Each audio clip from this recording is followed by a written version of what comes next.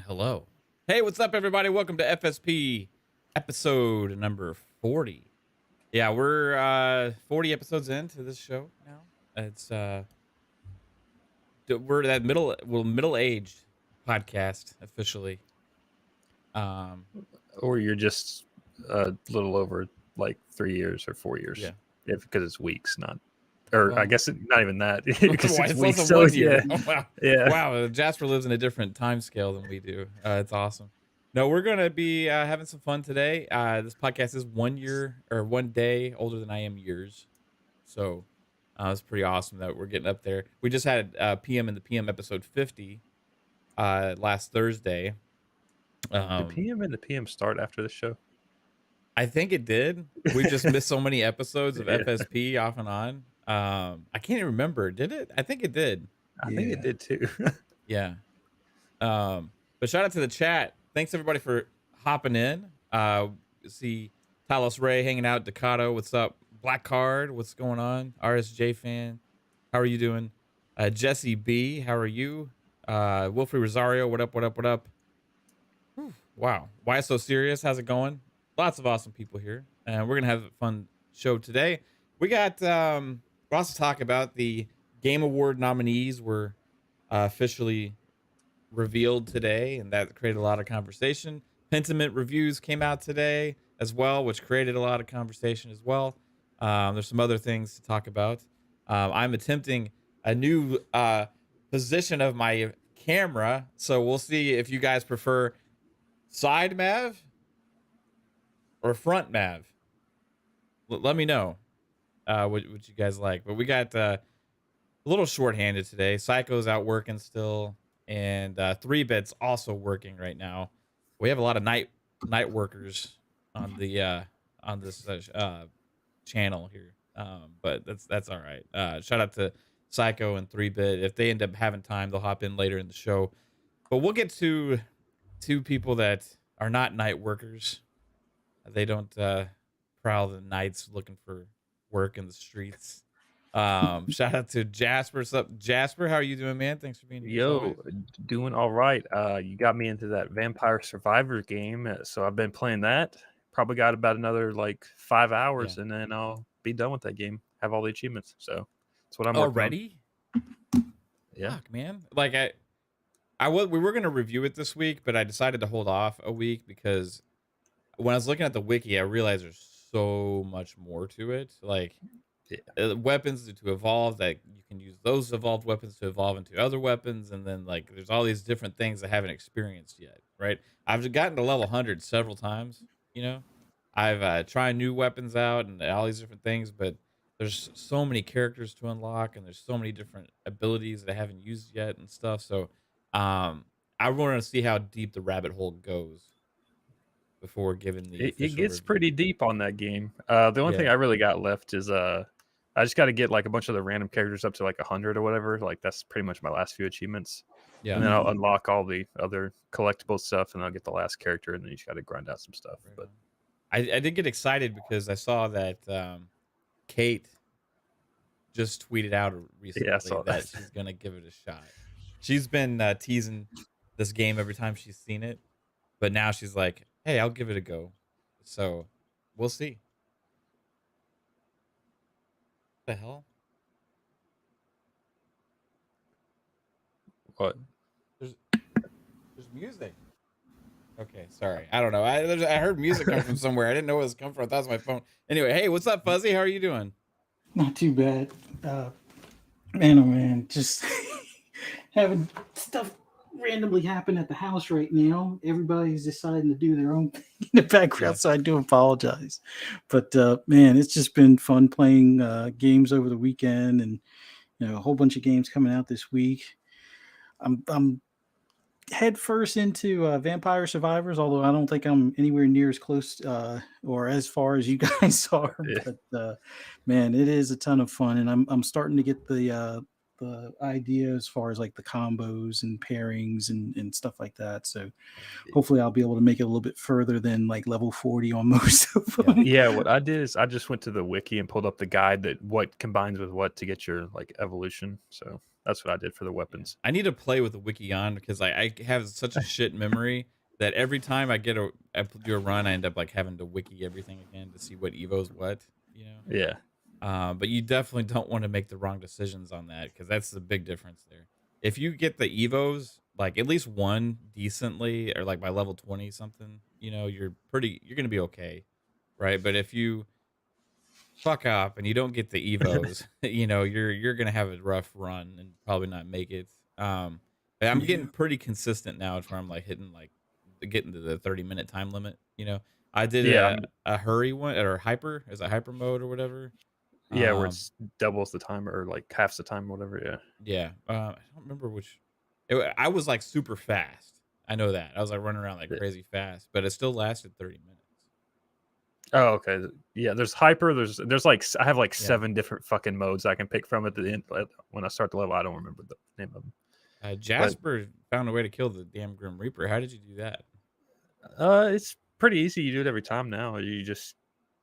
So what do you like have? Do you have to have the respawn thing, like to where you respawn when you die, or no? No, you can kill him without dying. The easiest way is to either have it's like it starts out as a little leaf and it gives you like 1-hit shield or whatever, like where if you get hit you won't take damage.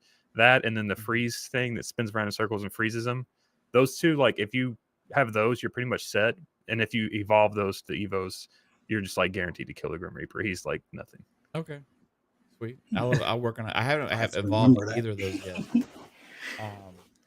What else you've been playing, Fuzz? You've been still playing the Division, or are you taking some time away? Mainly what do you call them? Forza Horizon 5. They have the Donut Media seasons these next 4 weeks and stuff like that. It's not quite as involved as a lot of people hoped. We were hoping for like the high-low cars and things like that, but it's still a decent amount of fun, and I'm starting to customize pretty much all of my cars, and I got like 600 and some odd cars. Like before, I only like customized all of my favorites and put a paint scheme on them. Now I'm going through each one, giving it like a certain setup or tune, whether it be like a cross between like off-road racing or drag strip racing, stuff like that.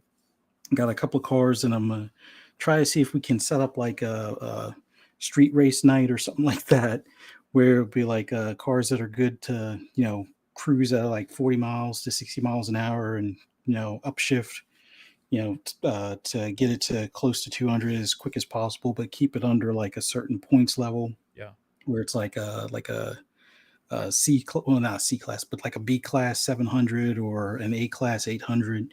Those are the cars I want to try to use and see if we can't get some sort of like street racing club or something like that going. But I'm taking a break from Division because there's apparently a bug with the expertise, and I got to make a video to show them, even though I already showed them a partial video as far as in like the shooting range. But now they want it where it's like, oh, well, we got to see if the numbers are consistent outside the range. And I'm like, you do realize that's how much of a pain in the butt it is to like, well, the thing is, it's like I have to do a video with the one character that's max level as far as for the specialization, and then take the same gear that's on that character, put it in my stash, which is already overloaded, and I've had to try to make room, put it in the stash, get my other character that has not maxed out that sharpshooter deal, and then put that same gear on and show them that it's shooting for the or hitting for the same amount. Like I showed them in the so you think it's the sharpshooter perk that's messing up, not the expertise? It's the expertise. Well, both things are messed up. Like the sharpshooter numbers are identical, whether it's maxed or not. Like you're supposed to be able to. Yeah, because I saw your video where you like went up another expertise level and it took off like 200,000 damage on you, like your sniper rifle or whatever. I was like, that's funny. Yeah, exactly. And that was the other thing. It's like, wait a minute, it were these numbers like made up before or what? Like I'm trying to get them to answer the simple question: if the the perks and stuff like that are multiplicative or additive. Like a lot of stuff used to be additive because when it was multiplicative, and they had the one guy, Thailander or whatever, that was like their numbers guy before. The problem that you would sometimes run into is that they would have way too high of a damage number for the player. So then they would, kind of nerf it a bit. And I'm thinking this go around, since I don't think Thailander's helping them with the division anymore, I'm thinking whoever did it is not multiplying with whole numbers. They're multiplying with decimals, which actually reduces the number, which would explain how the specialization went down 200,000 points. So I don't know. Division is with it being on, like, I wouldn't say life support, but minimal support from Ubisoft. Yeah. Ubisoft is just dragging that game down by not, putting full energy behind it or whatnot. But other than that, you also Vampire got to think, Survivors. like, I'm sorry. Go ahead. I was gonna say, you also got to think with that game, like, it's you and probably like 7 other people that are actually at that level in division. So it's like they're going to be fixing 1% issue. It's like yeah, this affects literally 0.01% of gamers, but they're the most important ones, really. You invest that much time, you're the one that's going to be able to spot those errors. You know what I mean? Like, I hopped in there, I wouldn't know it. Like, okay, cool, I'm shooting guys and getting numbers. I wouldn't notice. You know what I mean? No, but I've been messing around with stuff where I now have seeker mines that come back either every 3 seconds or every 6 seconds.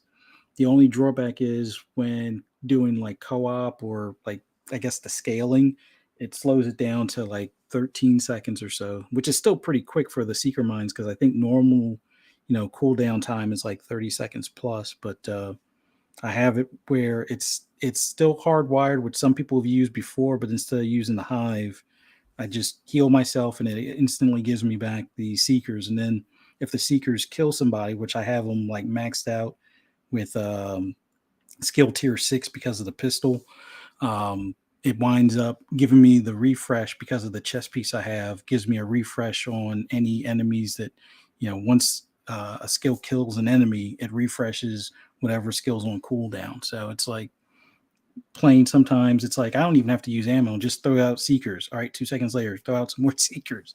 So it's fun, but frustrating right now. But Vampire Survivor, man, that game is beyond addicting. You guys weren't lying on Friday when you were saying on Xbox Ultimate, it's like, oh yeah, you'll be hooked on it. It's like crack. It's like That's all I really want to play. It's taking time away from my other games, actually. Yeah, at least that game has an end, so that's why I can finish it.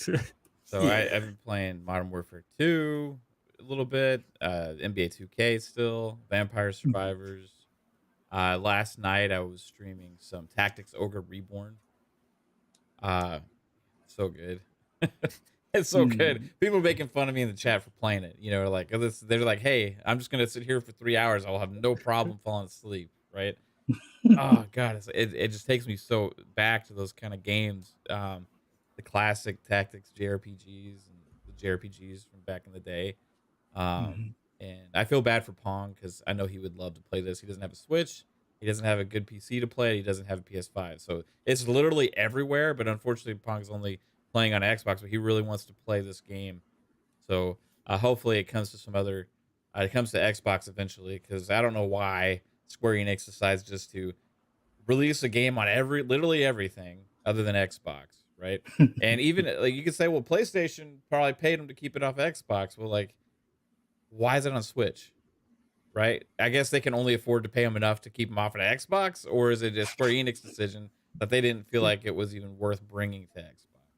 Which either scenario is Square's fault, and it's shitty either way, because there's a lot of people I know that would like to play that game on their Xbox. I think it'd be a good one for Game Pass as well.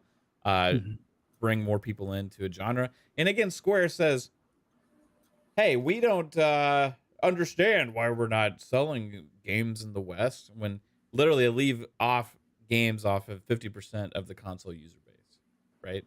Just doesn't make any damn sense. So, I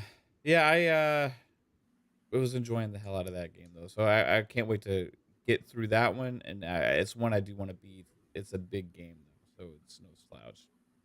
Got more big games coming in December though, so it's gonna be rough. Shout out to Boom. Shout out to DeathLordStrong. DeathLordStrong says, Mav, you should stream the game of the year Stray.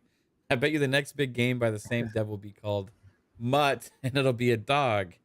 That's hilarious. I actually did stream Stray, so you can find a Stray stream on Speculation if you just search it up on the channel. Shout out to Boom for hanging out. How are you doing, Boom? What's up, Pyro? How are you? Xbox BG, what up? It's Tony Grasso, 3-bit. And 3-bit's in the chat. He said he's trying to finish this commercial. If he can finish it, he'll be in here in time. 3-bit's starting to do underwear modeling commercials, everybody. So he's live on set right now. It's a nighttime shoot. So we'll look out for that 3-bit whenever it hits. Jesse B, how's it going? Papa Woody, Dova 360, how are you? Dova's got a lot of time into Vampire Survivors. He's been helping me in the chat when I was streaming it the other day about some of the Evos and stuff like that too. UK Lad, how are you as well? The Beer Baron, how's it going, Beer Baron? Yeah, so there's like a little bit of negative conversation to have, and there's a little bit of positive conversation to have today. So I don't know which one to start with. Lord Ruffness, what up with you too? How's it going? General Spartan 27. All right, so I see you too, Don Sicario. So I'm trying to make sure I don't miss anybody. If I miss you, I'm sorry. I apologize. But we'll start with the Game Awards, I think, because that's the big topic. We're gonna spend some time on that. The nominations finally came out today from the Game Awards. And there was some surprises, to say the least. There was some potential snubs. And also, I got to thinking more, this presents, when they revealed these nominees today, it just made clear again some definite issues they have with having a legitimate gaming award show. Because there's just, I don't know if there's a way to fix it. But obvious games get left out because of when they release, right? I would say that Pentiment. Did they say what got left out? Well, I mean, okay, so for example, I think the cutoff date is the 19th for the reviewers or the voters to actually change what they voted for, right? But today's the 14th, and they announced the nominees. Yeah, that makes no sense. So how does that make any damn sense? And then Pentiment doesn't release till tomorrow, right? And it's getting 10s from lots of major outlets. I could be wrong, but I think that's what the case was when Keighley put it out there that the cutoff date was the 19th, unless that was a last year only thing. Maybe the cutoff date was today. I don't know, but it's very interesting that we have games released around this time of year, which again, Halo Infinite released last year, right before the Game Awards, and wasn't included in that show or whatever. Now we have a year later a different perspective because of lack of content, but within a couple months after launch, things are still extremely positive on Halo Infinite, and now they're starting to get back positive again. But because of the whole timing thing, like Halo Infinite never even gets a nod or anything for the Game Awards, right? It's just out of mind, and probably the only thing in people's minds is the negativity now, and not the campaign, not the multiplayer at launch and all that stuff that everybody was excited about last year. So there's definite like issues with the way that the Game Awards are done. I feel like the best way to do it would be not have it in November. Yeah. The nominees selection? Yeah, I mean, you gotta only way to have the awards is in December. Right. But Yeah. but there's a reason why they do like all the other award shows in like January and February. Yeah. Because it actually you can count everything that came out for a year.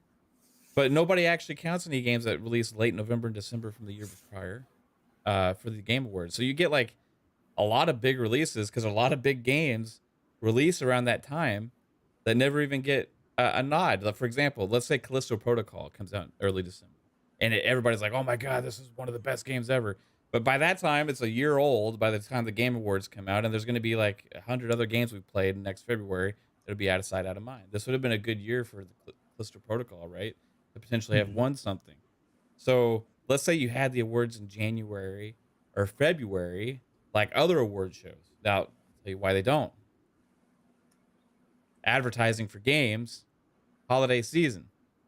Yeah. Right. That, and also like booking the convention center that he gets is he has to book that like 2 years in advance, probably. So like, even if like, yeah, like I've heard people that like run like conventions like this, they have to book that shit like a year in advance at least, and then like other people have already, like big companies like the other, like the Grammys and stuff, they probably already got that shit locked in, so, and they're not going to move, so it's like, well, with they always do it at the what's the Microsoft place? I forget the name of the arena, but it's the Microsoft Arena or whatever. I don't know if it's because like maybe Microsoft has a deal with that, but I think Microsoft actually legitimately owns that place. So yeah, I think so too. he might have cut a deal with them, because of that.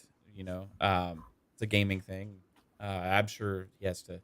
I mean, I guess like, there's like fucking 100 goddamn theaters in LA. They can find another one. Yeah, that's true too. I feel like the timing is bad for Game Awards. It's just like it illegitimizes the whole damn thing, right? And so then what you have is you have some legitimate nominees for Game of the Year. Like we knew God of War Ragnarok was going to get the nod. We knew that Elden Ring was going to get the nod. There's others that are really not surprises, I guess, too much. Like I expected, Horizon Forbidden West had a chance to be nominated. Xenoblade Chronicles 3 is not a surprise.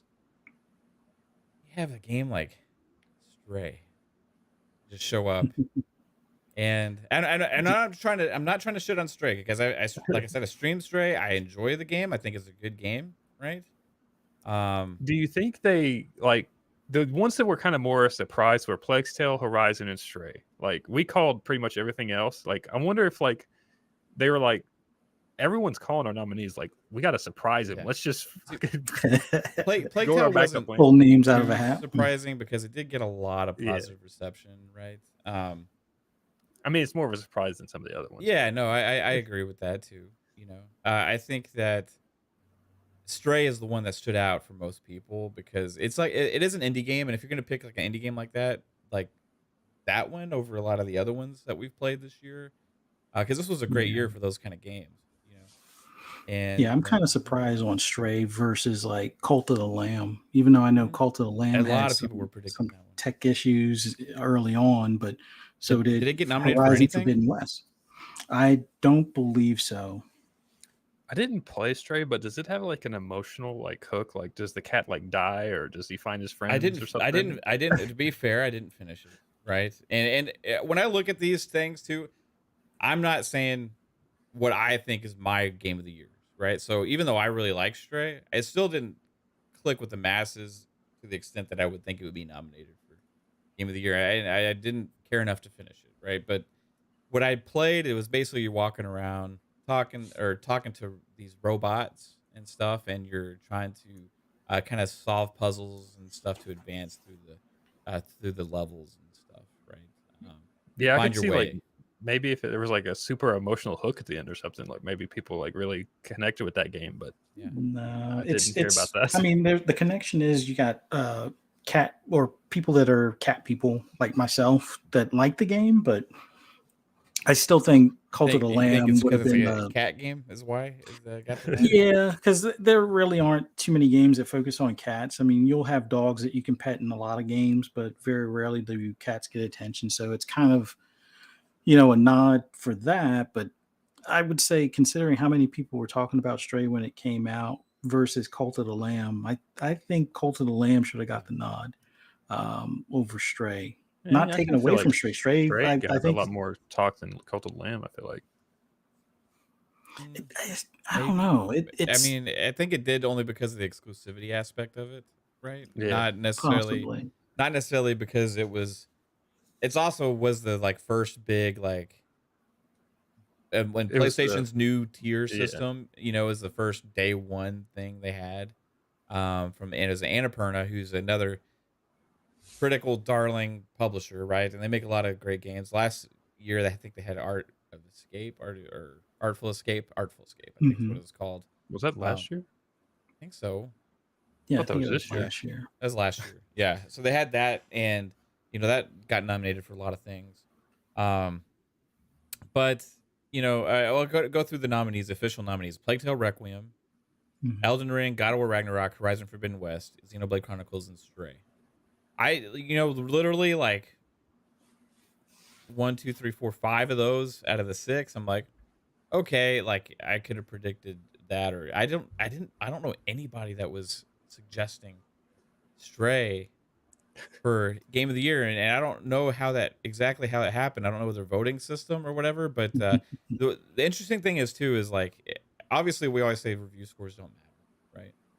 But when it comes to like the Game Awards and like the way that it's supposed to be voted on, it's all from the critics, right? So a lot of big time critics out there have votes for this. They get sent these ballots and they fill it out.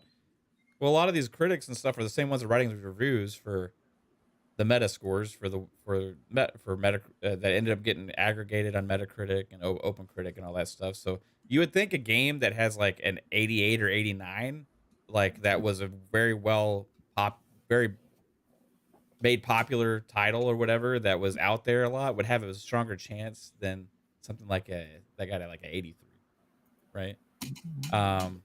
Stray got an 83. I'm trying to find one that got above an 83. Like As Just Falls had a 77. So yeah, but how about Bayonetta 3? Got like an 88. I mean, they already had their Nintendo game up there.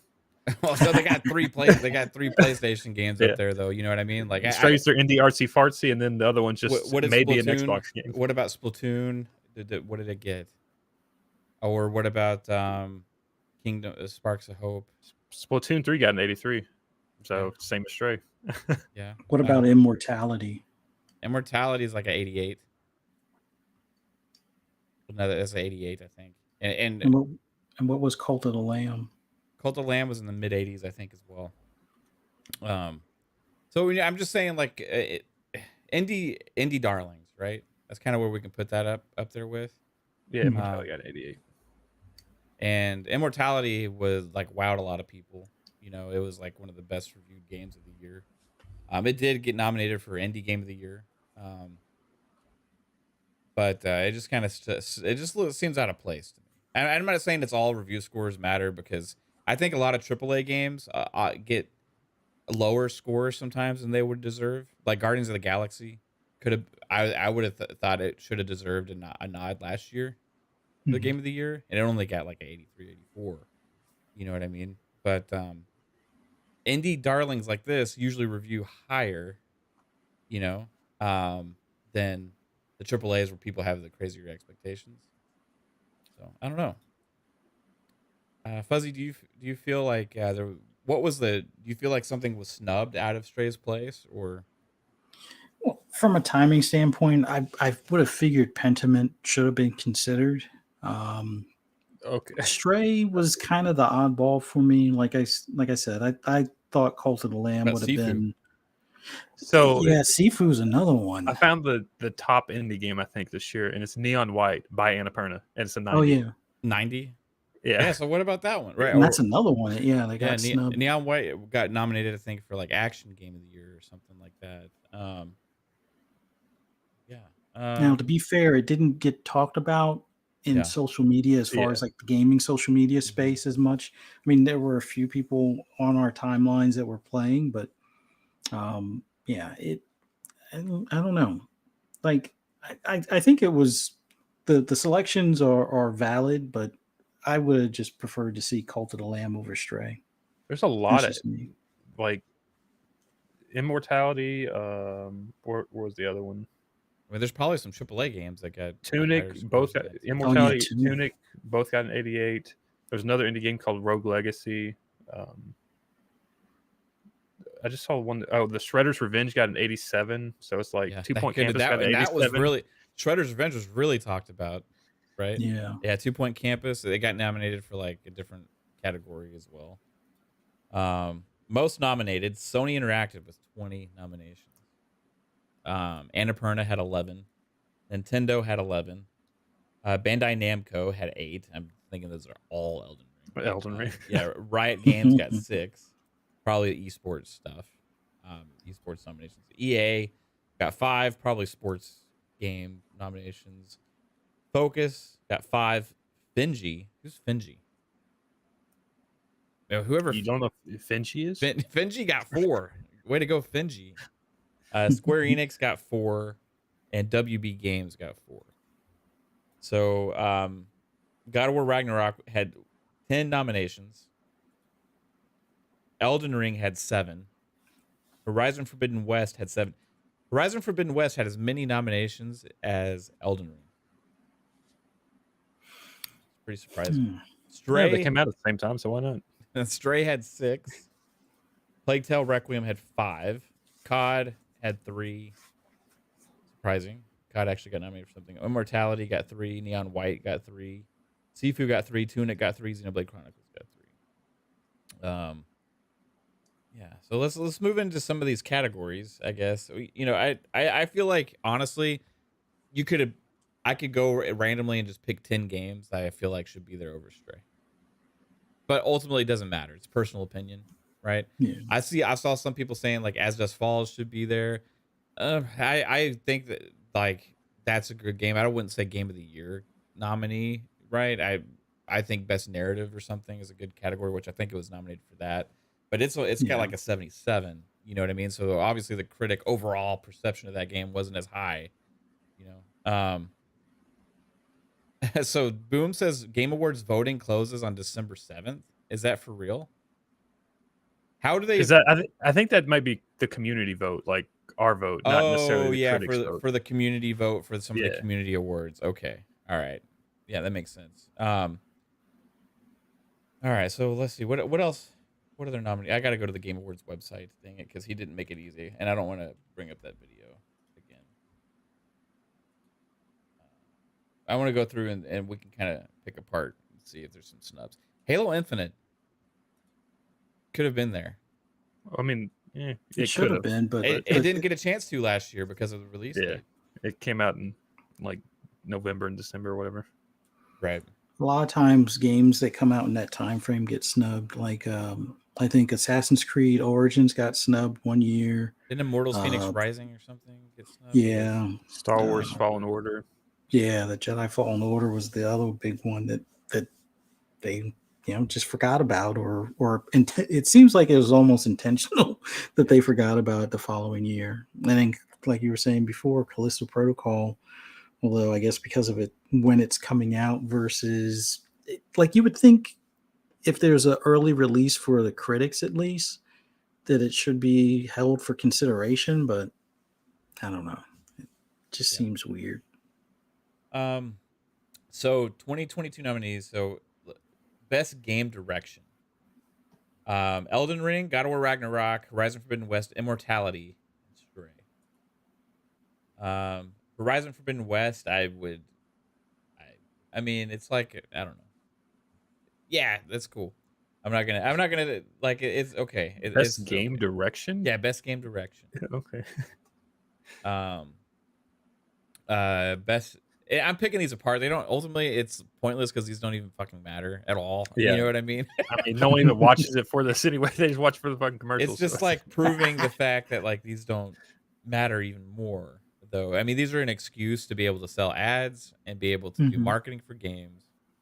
And you get to put the that's sticker, why you the have Game it of in the Year November edition. in the first place. Yeah, and I feel like actually most of the Game Awards actually like that matter the most or like actually happen in January, February, where they have some of the like critic actual awards. I think like DICE stuff like that is around then. Yeah.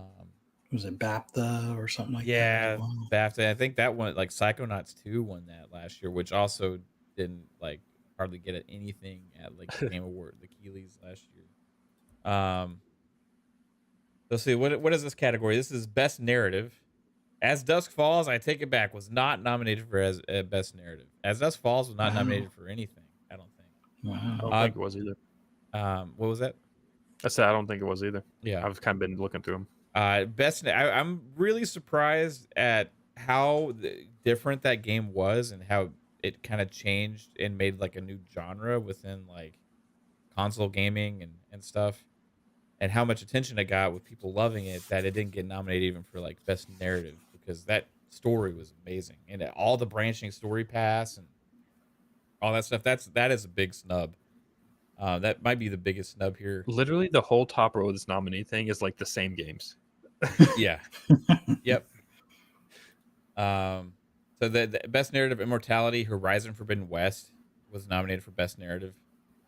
Didn't people talk about how boring the story was in that game a lot? I mean, for me, all right, I'll play it to you this way. Comparing Forbidden West to Horizon Zero Dawn, I thought the story was a bit better, especially its side quest type of deals. Yeah. The overall ominous, and well, not really ending, but the stuff that's going to probably be answered in the Horizon 3. Or the VR game. I thought they did a better job to some extent than Zero Dawn, but I wouldn't say it was boring. It just depends. It all depends. Like fair enough. For me, it held my attention better than Zero Dawn did. And I was pretty bored, but like it just felt like the same game again. Yeah. So I was like, okay, this is cool, but I didn't really like the first one too much, so I'm not gonna keep going. But the most surprising thing for best narrative is Elden Ring, because there's no damn narrative in the game. Like, I mean, you got to find your maiden. To find it. I mean, come on, the best narrative. I mean, come on, guys, really? Like, I understand Elden Ring's like a gem of a game that like the masses adore, but like this is one category that they could have skipped on for Elden Ring. I think you have to like literally watch YouTube videos and like do research online to find the actual story and meaning behind all this stuff. Yeah. You know what I mean? Like the only memorable thing narrative wise is when you like go in there and give the awkward hug to the lady and then find out you're like cursed or something afterwards. I can't remember what happens, but it's like, oh, that was interesting. But best narrative for Elden Ring, really? I mean, maybe I missed the story. Maybe I missed all the dialogue. You're tarnished. You gotta. I forgot. It's been a while. It's been like 8 months or whatever. But you gotta do some shit. It's there. Yo, you just gotta look for it. Seek and you shall. Hey, welcome to the show, bro. Yeah. So, best narrative for Elden Ring. Yeah, because there's so much dialogue in that. If it wins, that's gonna be insane. It can't win best narrative. No. As Dusk Falls should, and truthfully, I believe either As Dusk Falls should have been in the game of the year, or Ghostwire Tokyo should have been. I think both of those are in the 70s. So yeah, I don't think those either would have had a chance. You know what I mean? Like I agree. No, As Dusk Falls is in 80s. It's in the 70s. It's 77. Is it 77? I thought it was 84. That's 77. I just looked. It was 77. It's a 77, and like I think Ghostwire is also in the 70s as well. But I mean, not to say that the score 100% matters, but where I'm coming from with that is that the same people that are writing all these reviews that gets aggregated for the review sites where this score comes from are the ones voting for the Game of the Year awards, right? Yeah. So I don't really think a game in the 70s has much of a chance. You know, I'm not to say it wouldn't necessarily deserve it. I think As Dusk Falls is pretty special. I just didn't ever see it having a shot in hell. But best narrative should be here, 100%. Shout out to AB with a $5 super chat. Appreciate you. AB says, "Hi, I'm not gonna watch the show. I'm just gonna wait when it's over, and they're gonna put the new game trailers on YouTube. Not wasting my time. You also get to watch them in 4K. Or what you could do is watch PM in the PM with Pong Soul and I, where we'll be live during the Game Awards, actually, because it's at the same time as our show on Thursday. So we'll be live for pre-show, then we'll go live for the Game Awards, and then after the fact, and we'll do kind of our take on it all. And you get our perspective and stuff. And then you can watch the 4K trailers afterwards as well. That's always an option. But I appreciate you. And let's see. All right. Next up, I want to go to the next category here because that one was surprising. The best art direction. No big surprises here. I feel like this one's decently solid. Horizon Forbidden West maybe you could replace with something a little bit more artsy. But Elden Ring, God of War Ragnarok, Horizon Forbidden West, Scorn. This is its one nomination, I believe, and then Stray. This is a good one actually, where Stray I think fits as best art direction, because it was a very beautiful game to play, and the animations and stuff on the cat were impressive and unique. I don't think I've seen too much of that before. Any big misses here in art direction? I mean, like, you would think like Mario and Rabbids or something. Like, you would think there'd be some kind of cartoony game or something like that up here, but I don't know. Yeah. And this is something where you could have seen maybe like Pentiment getting a nod also. Yeah. Pentiment. Pentiment would have been nominated for best narrative. Yeah. But I don't know if the cutoff date's later. I don't understand how this works. But I just don't know I why. think it's gonna get fucked. Like, I don't know why the 2 PlayStation games are up there. It's just like, when I think of those games, I don't think of art. Yeah. I did like I haven't played Ragnarok yet, but I did like a lot of the variety in the characters and stuff that they had in the setting that they had with the trailer on that. So I'm thinking there's some pretty unique things there with art direction. Yeah, I guess there could be some interesting biomes in Ragnarok or something. Horizon Forbidden West though looks the same as the first to me so far. Horizon Forbidden West could fall into the art direction category as well, but I would say Sifu should be considered, even though it has kind of like it's not like a pixelated, but it has like a unique, more like chiseled caricatures of the players, and then the environments. Like each environment that you're fighting in is different, whether it's like around trees and urban area and stuff like that, or it's in a nightclub, or it's in like a office building and stuff like that. The environment, the outfits, all of that, I would say Sifu should have been considered. Like we were talking about this before, like Neon White, like that's an artsy game. You would think that would go there. Yeah. Dusk Falls too. I mean, it's kind of artistic. Yeah, that was very interesting, and that actually was something that was kind of controversial thing about that game at first. What kind of like, wow, this is like a little too like different, but everybody ended up loving it after it released, right? Yeah, lots of options for art direction. It just seems like, okay, these are the good games, so just automatically put them in every category, right? Type deal. It doesn't make sense. Or like, how about Plague Tale Requiem? Could have been in there, right? Everybody's talking about how gorgeous that game is, but nope. Next up, we got best score in music. Vampire Survivors should be in here because the freaking soundtrack is amazing. on that. And the sound effects. So Plague Tale Requiem got a nod here, which I hear people keep talking about the soundtrack. I haven't had a chance to play it yet. Elden Ring, it's got some good music. God of War Ragnarok, I heard a lot of people talking that soundtrack up and saying it's really good. Metal Hellsinger is awesome. That's a good one. Xenoblade Chronicles 3. I can't really argue with any of the nominees here. I also would like probably seen Aztecs Falls as well, because that had great music in the game too. Was it licensed music though? I don't know. Yeah, a lot of these are the ones that got nominated more like scores and instrumental stuff. Yeah, it's like composers actually wrote original music and stuff. Yeah, I don't think there was actual. I know there was some in Aztecs Falls, because I remember at the beginning of the game there was like a song at least that was like. Yeah, I remember there was like a rock song or something wasn't there in Aztecs Falls, but I don't remember how much. Yeah, there wasn't a lot of licensed songs. There was just some here and there, but majority was just scores from that they made. So again, I mean, there's so many games that we could add to each one of these categories. Music is really good in a lot of games right now too. I played a lot of games. I'm like, oh my god, soundtrack, awesome. Just sitting there digging it. All right, best audio design. So I guess this is like sound effects and stuff, right? Call of Duty, Modern Warfare 2, which is it has great audio, but this is one complaint a lot of people had it because it was buggy, right? And it's still a little buggy here and there with the audio, but it is impressive. When it works, it's really good. Yeah, it is impressive. Elden Ring, God of War Ragnarok, Gran Turismo 7 gets a shot here. Okay.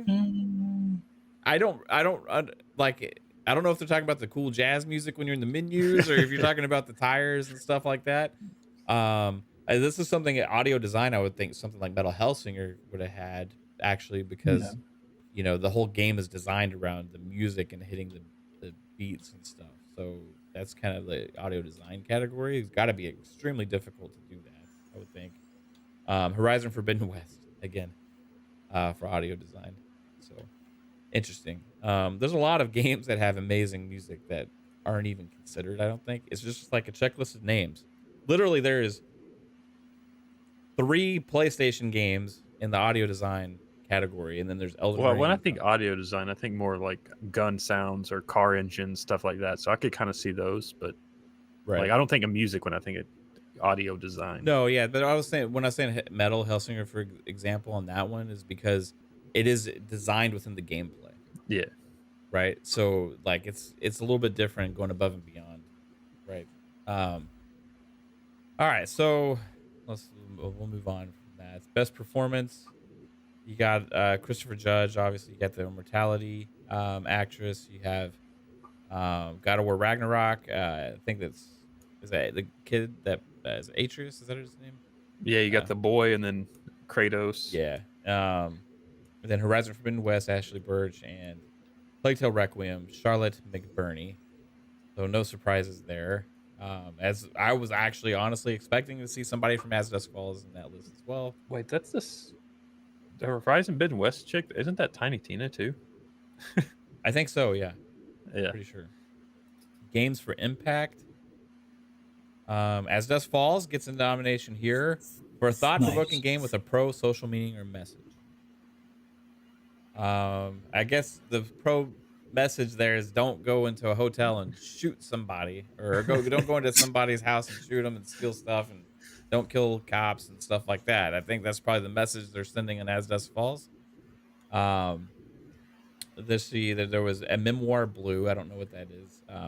Citizen Sleeper, Endling Extinction is Forever Hindsight, and I Was a Teenage Exocolonist. Cool. Oh, that's your Finji game. Is that Finji? Oh, there's Finji. Yeah. Okay. So I Was a Teenage Exocolonist. That's Finji. Nice.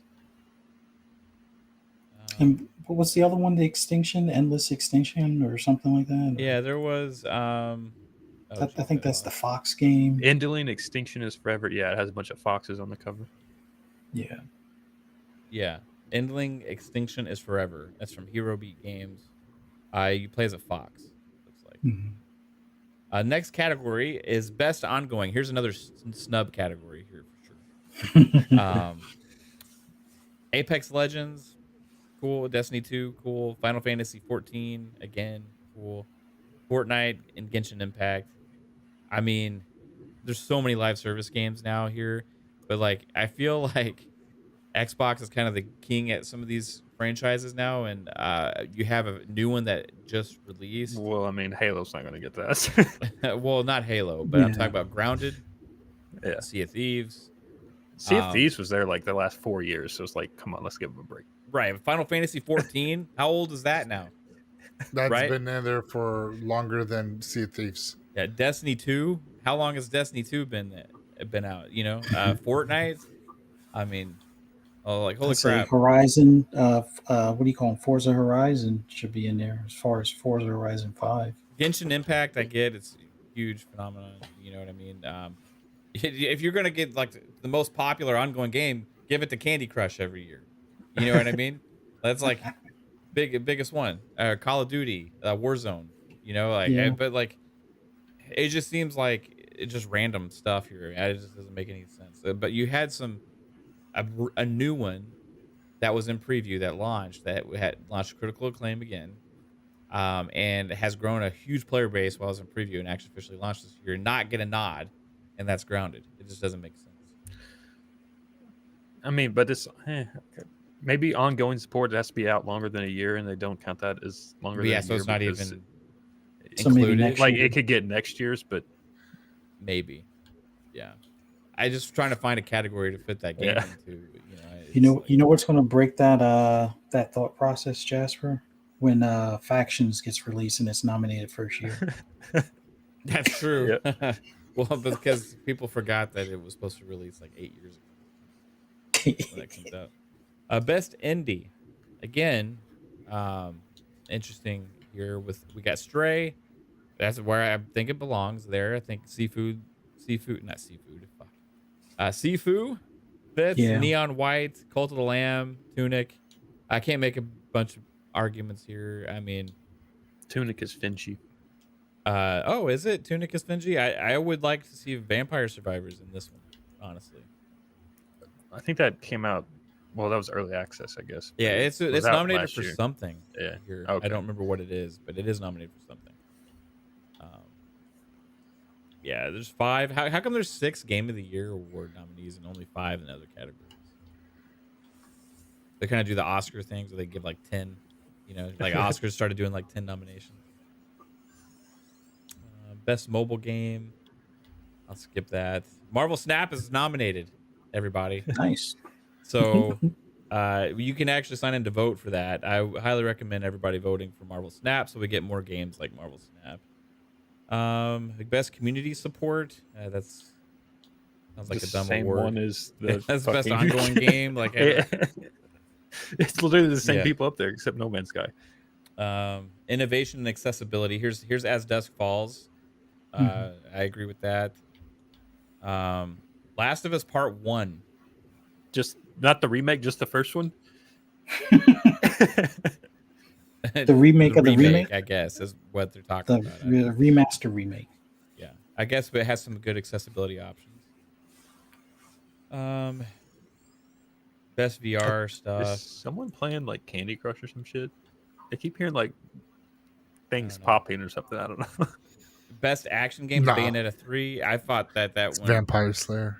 Vampire Survivors. Yeah. Bayonetta 3, I thought it could have been nominated for Game of the Year, probably because of scores and critical reception, but it did not. Maybe you think Bayonetta 3, because of the weird stuff going on, they kept critics from potentially at the time giving it a nod when they were voting. Possibly. Because it may have fallen in time when they were doing those ballots and stuff, right? When did that come out? Like a couple weeks ago. Yeah. I don't know. What did it get though? Too. It came out on the 28th. High 80s, I think. 87, yeah. I don't know. Nintendo only gets 1 nod per Game Awards. I mean, they have a whole fucking category coming up where it's just all Nintendo games. So. Right. Ninja Turtles gets nominated here. Seafood, Neon White, Call of Duty. Call of Duty actually getting nominated for that stuff. Pretty cool. Best action game? Best action adventure. Stray is in best action adventure game. A lot of action. Wait, what? Yeah. You said Stray's in action adventure? Mm-hmm. Yeah. There's an adventure, but there's not much action. And I mean, this is like, I'm not trying to shit on Stray. It just doesn't. It's just kind of weird. Fit. Like what's going on? I know. I would say it's a great puzzle game, but action adventure. I mean, it definitely adventure, action. You only have the one time you're being chased by other robots or something. That's basically it. Yeah. That is so much action. I mean, technically, it's an adventure category. Yeah, because it's action / adventure. So yeah, so it's halfway there. I guess it's halfway there. Yeah. Again, the usual Horizon Forbidden West, God of War Ragnarok. Like, what's surprising as fuck is here is like Elden Ring is not in this category. Is God of War? Yeah, God of War and Horizon Forbidden West is, and Plague Tale Requiem is, but you put Stray in there over Elden Ring for action adventure? It's almost like if somebody favors a certain freaking gaming company and really wants their games in their awards. Well, I would agree with Horizon Forbidden West and God of War Ragnarok in this category because those are both action adventure games, right? Like, and they're both scored extremely well. But why not Elden Ring here instead of Stray? Like, Stray is not a Sony game, right? Even though it was an exclusive, right, for a year, or for a time at least. it'll be on other platforms eventually. But at least Sifu's Eventually. in this category, though, right? Was that? Sifu's in this category. No, Action no, adventure? Sifu No. is not. Actually, Tunic What? is, Stray. Yep. Horizon. Yes. Here, I'll bring up the I know page. Fuzzy. 3-bit's crying for the page here. 3-bit, there you go. 3-bit. 3-bit. Why don't you just come on the show? What Yeah, are you you're supposed to be doing? working on commercial. Now you're here sitting here criticizing, critiquing the show, our show. All right, I'm just kidding, dude. Surprise, like the best action adventure category. There's no Elden Ring. I mean, you could put gold. I would it's say the next page is Elden Ring. This doesn't make sense. I don't have a problem like with a lot of the nominees. I just don't make the categories don't make any damn sense. I don't understand. Yeah, for that one, I would say Sifu instead of Stray. Yeah. Definitely. Role playing. Okay, Elden Ring again. Yeah, cool. Live. Is it Live Alive or Live Alive? Live Alive, I think. Pokemon Legends, Triangle Strategy, Xenoblade Chronicles 3. I don't really have any big complaints there at all. Gaz says, if Stray wins Game of the Year, I will fist myself with a pineapple. Well, I think Shit. Oh my god! I think you're pretty safe there. So I'm gonna vote for. Can we vote for Game of the Year? Because I would love to know that Gaz is getting that excruciating pain. So if we can all write in letters. Wow, that's that is I think the community's vote only counts as one, Wow. so you got to go up against the other like 20 voters or whatever. I don't think we're changing that. No, I think if we get the word out, maybe they'll flip their vote to see who get pineapple fisted. vote for Stray so Jez can get pineapple fisted. Jez, Come on, it's folks. Gaz. Gaz. That's it. Gaz gets. Yeah, I don't think Gaz is gonna fist Jez with a pineapple. With a pineapple. This podcasting community is getting crazy. Everybody, I don't understand what's going on. Well, Jez is a Xbox terrorist. Did you know that? What? What? You can't just throw that Jez? around like that. Yeah, there's some freaking Sony fanboy that is going around that is saying a bunch of people like are Xbox terrorists, and yeah, dude, it's fucking stupid. And they and Gez is one of them. He's Gaz or Jez? Jez. Okay. Jez, god damn it. Just said Gaz. That's GIF or GIF? No, I'm just kidding. Right? It's crazy. All right, Elden Ring, yeah, I don't really have any complaints over this. Is there an RPG that you guys can think of that got snubbed here? This is kind of a weak year besides, a couple games for RPGs. Yeah, I don't know. That's about it. No, I think this category is well covered. Yeah. So this one is probably the least. This is I a wouldn't weak say year for controversial, fighting but- games. This was a bad year for fighting games. I mean, there was like one like actual fighting game like that was big time this year, kind of, and that was King of Fighters 15 as far as a traditional fighter. Then you have DNF Duel, which had some critical acclaim. Also, people loved it. JoJo's Bizarre Adventure All-Star Battle R, anime style fighting game came out. One of those Bandai Namco anime fighting games. Multiverses took the world by storm when it launched. Sifu is not a fighting game. Sifu is a brawler. But you fight in it. Do you want to include that Nickelodeon fighter game or whatever? I don't. That's what Do they just pick one where you're hitting stuff with fists just to throw in there as the category? I don't understand the categories with the Game Awards. Chat, is Sifu a fighting game or is it a brawler? You fight in it. Yeah, it's not your traditional fighting game for that category, but like if a game like Double Dragon can be considered, or like Streets of Rage, I don't think those should be considered fighting games either. If that's the case, put Turtles in this. Then. Those are brawlers, beat 'em ups. Yeah. Yeah. Then they should name it I mean, fighting and beat 'em ups or something along Yeah. those lines. So they all Like brawlers encompassing. and Although fighters. they put racing games in sports, but then again, I guess racing is a sport. I guess, you know, I mean, maybe it's because he uses his fists and not guns. But then, like, I don't know. But you can use a gun, can't you? And Sifu? And In No, I'm thinking of a Sifu, different no, one. but in Midnight Fight Express, you can. So Yeah, that's what I'm thinking of. Sorry. Yeah. for me personally, I would say, even though JoJo's fits this category probably better than Sifu does, let's say, but I would almost say drop JoJo's and either put Midnight Fight Express or put Turtles in there. Right, but it says for the best game designed primarily around head-to-head combat. Sifu is not head-to-head combat; it's one man versus an army. You know what I mean? Like head-to-head is 1 versus 1, yeah, or like equal, like 3 versus 3, 2v2, like, you know, like a boxing game or like you know, wrestling games. I mean, there has to be some VR game that came out this year that's like, yeah. So. I don't know. It just didn't seem like that fits the category again, so I'm just confused about the categories because that's not a head-to-head combat game. No, unless they're planning on doing like a free update where it's like, oh, PvP now, go against your friends. Yeah, that'd be cool. It's the Nickelodeon category. Yeah. Yeah, it's not a fighting game. Best family game.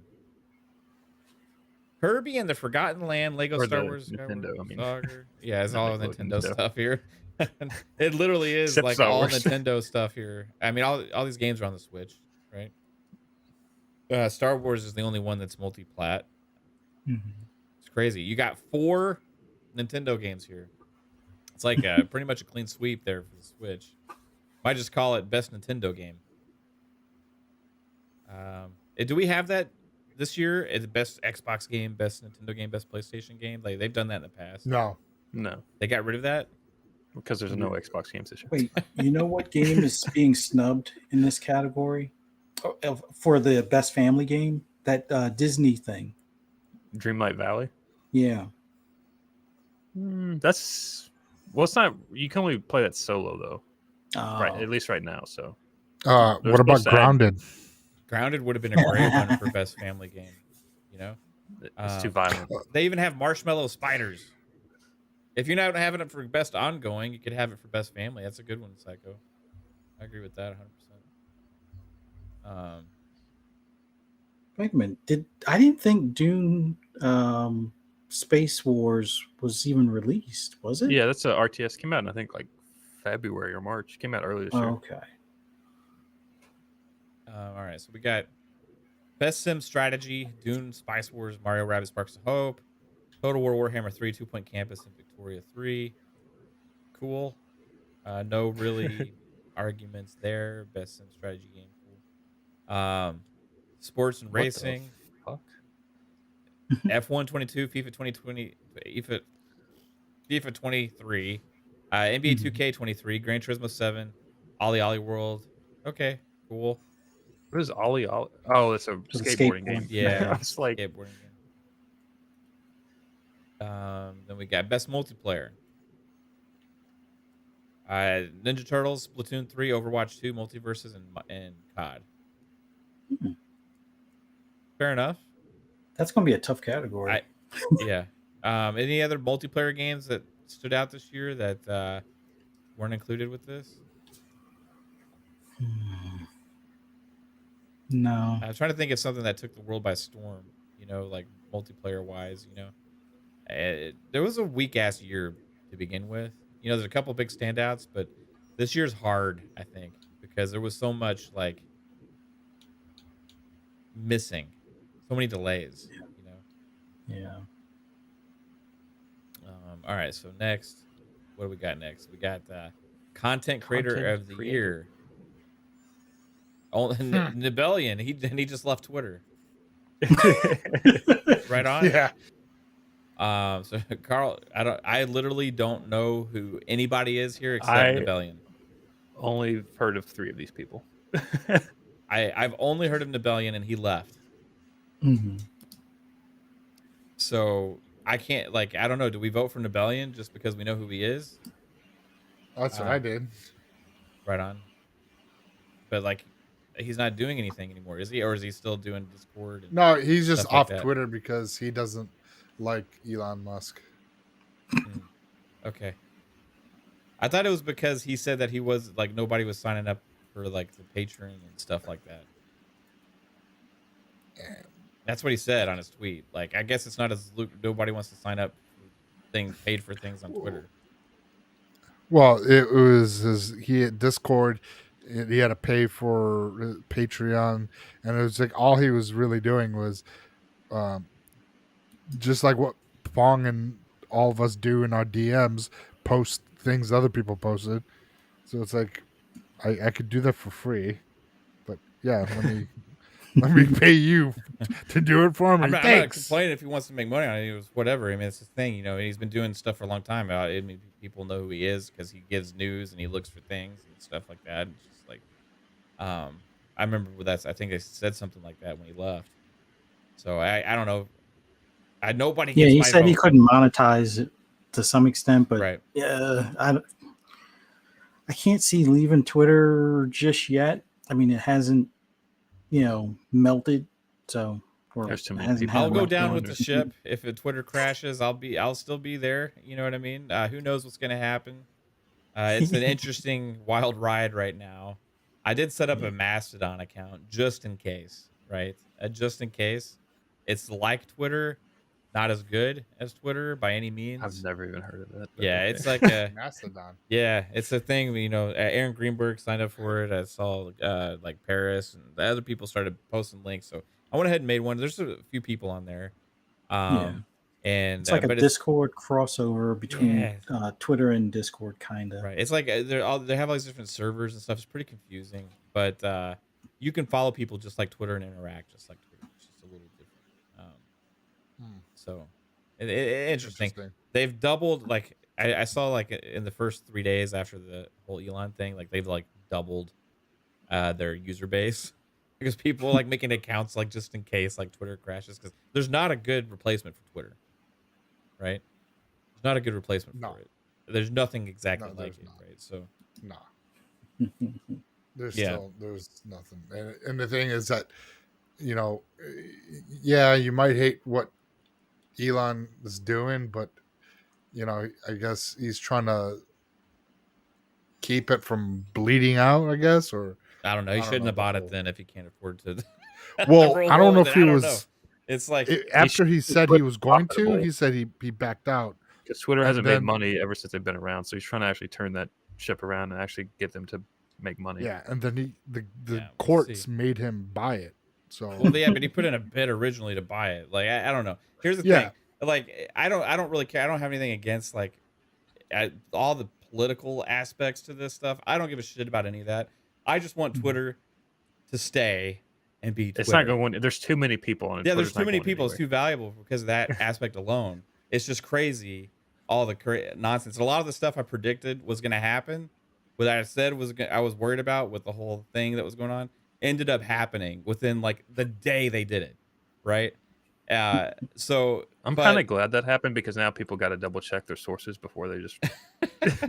Maybe. Finally, people look at what you're fucking retweeting or whatever. It's just, but I think they're losing more money than they were before.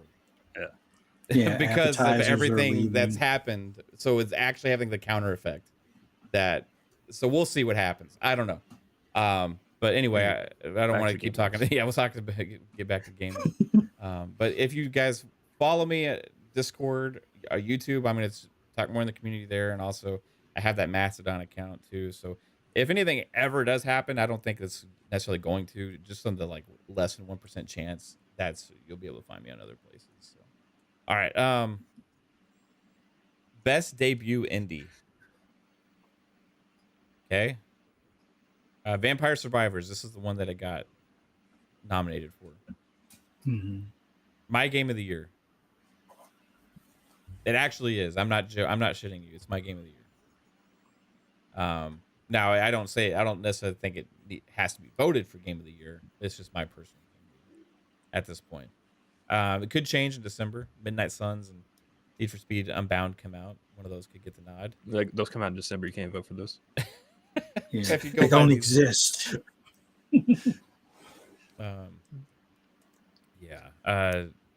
Best adaptation. This is interesting. This is a new category.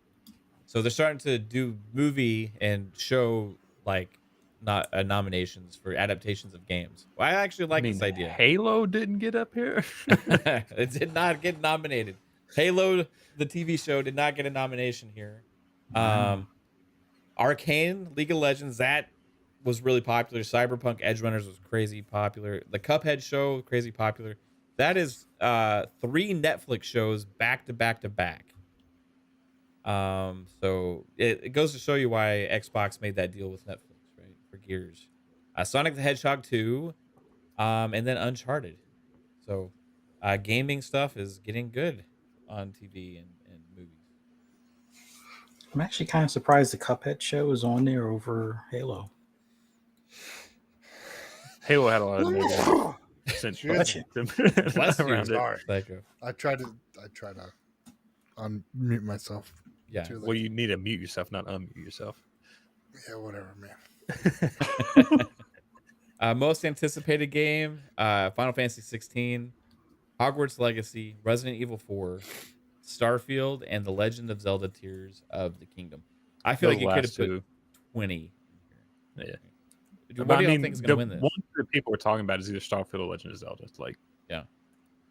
I'm actually surprised that Spider-Man 2 didn't beat out Final Fantasy 16. You think? Yeah. Or Wolverine also. Like, here's the thing. Do y'all think it's a sign of what's to come for 2023? The fact that there's no PlayStation games in this category. There's also there's only none announced. That's why. Well, Spider-Man 2 is supposed to be next year. They said we don't. Yeah, but they have not announced it though. That's the thing. We have general release dates for most of these. Like where PlayStation is still up in the air. Like it could be 2025 or. Right. Yeah. And that's the issue. That's where people are like. That's why you don't see anything right now because they just have not come out and said yes, Spider-Man's going to be next year because they kind of still don't know. That's why they announced. I think that's why Forbidden West Zero Dawn got announced as a the remaster because they can quickly pump that out. They have it out next year, and if Spider-Man 2 is out, that's at least 2 games, not including if Factions is coming out. So that'd be 3 PlayStation games next year. If Forspoken, the money-hatted game. Yeah, but that'll be third party, but first party, that'll be, if anything, that'll be the only 3 Sony games that have been announced, and possibly rumored whatever the games of a service games that they've been working on possibly could be next year too. We don't know if that is Factions or something entirely different. Yeah. So I am happy to see Starfield make this list. Yeah. If it wasn't it here, better. I would have. I'd be like, what? You know? Is this like Xbox's like only first party nomination? Well, As Dust Falls is like second party. They published it. Yeah. Don't really. But see anything else. technically, yes, because if Grounded was not up there, or because Pentiment came out, but see, that's a weird thing. I thought last year the cutoff time was November 15th. The 19th or 15th. I don't know. Was it the 19th? Because they had a whatever game. Because we were bitching about how Forza Horizon 5 was Not nominated. should have gotten nominated. Yeah. And they're like, oh no, it was within the time frame. So it's like it won 3 awards, but it didn't get nominated for Game of the Year, which it won like 3 other publications Game of the Year, even IGN's. IGN, it was their Game of the Year last year.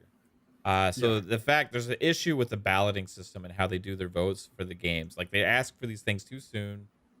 Again, I'm gonna say that an award show that is a Game of the Year, which the year is not even over yet, has no credibility. I know you're supposed to count things from the cutoff date and beyond, but the way they do it with like, oh, you can change your ballot and they extending the date by that. No, who's gonna do that? You know what I mean? These journalists and stuff submit their ballots. They move on with their lives. They're not going to go, oh, I need to submit an email and make sure I change my vote because this one was better than that one. That's not going to happen. You know what I mean? It's like they just gave Forza Horizon in those categories because they assumed it was going to be probably, and they were probably early in the review process on those things. Like, it just doesn't make any damn sense. And then the games that come out from this point on to December this year, they got a chance in hell at winning anything next year. A chance in hell. So you got big games. You got games getting 10s from lots of publications right now, like Pentiment, that are going to be left in the wayside, just like not even get a chance to win anything. It's just really interesting the way it goes. What if, like, okay, so Midnight Suns, that one I think would still have a chance to get like strategy game next year, just because there's only going to be so many of those damn games that come out. You know what I mean? But like the big categories where you have like not genre specific, games going to get left behind all the time with the system. Yeah. It just doesn't make any damn sense. January or February, move it, Jeff. If you want the Game Awards to be legitimate and actually be a thing, that's legitimate, not just an advertisement for marketing for games for the holiday season and game trailers. If you want to be able to stand behind the Game Awards as a prominent thing and the go-to awards show for gaming, you got to move the damn thing to January or February. I understand you won't because of money, but it's the right thing to do. It's the right thing to do. The next like 5 categories really don't matter. Yeah, the esports ones. Yeah, we'll skip those. Last 5 are all esports stuff. And yeah, I don't want to even waste my time on that. So, why do they have 5 damn nominations for esports? That's crazy. It's best game, best coach, best player, best trophy or some shit, and like best team, and then best show or some shit. I don't know, something like that. Right. It's crazy. You know what I think they should do? Go ahead, Psycho. No, because it's big. In a lot of other markets, like in Korea with League of Legends and trying to bring in those viewers. So there's a lot outside of United States that are big into MLG. Yeah, but it would be like if the fucking Oscars or whatever is like best live sports broadcast this year, right? Super Bowl. It's like no shit. And but the gaming, it's one of those things that, if they don't do it there, where will they do it? And that's why they do it, because no one else will do it. They could have it at an esports thing. Yeah, you know what I mean? Who's going to watch that?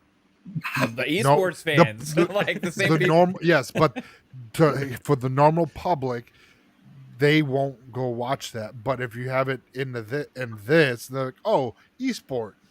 Oh, it is a thing. Okay, cool. There's a lot of people don't realize it's like the opposite though. I think they're only having it there to get the esports players to watch the Game Awards instead of the opposite, right? Like, yeah.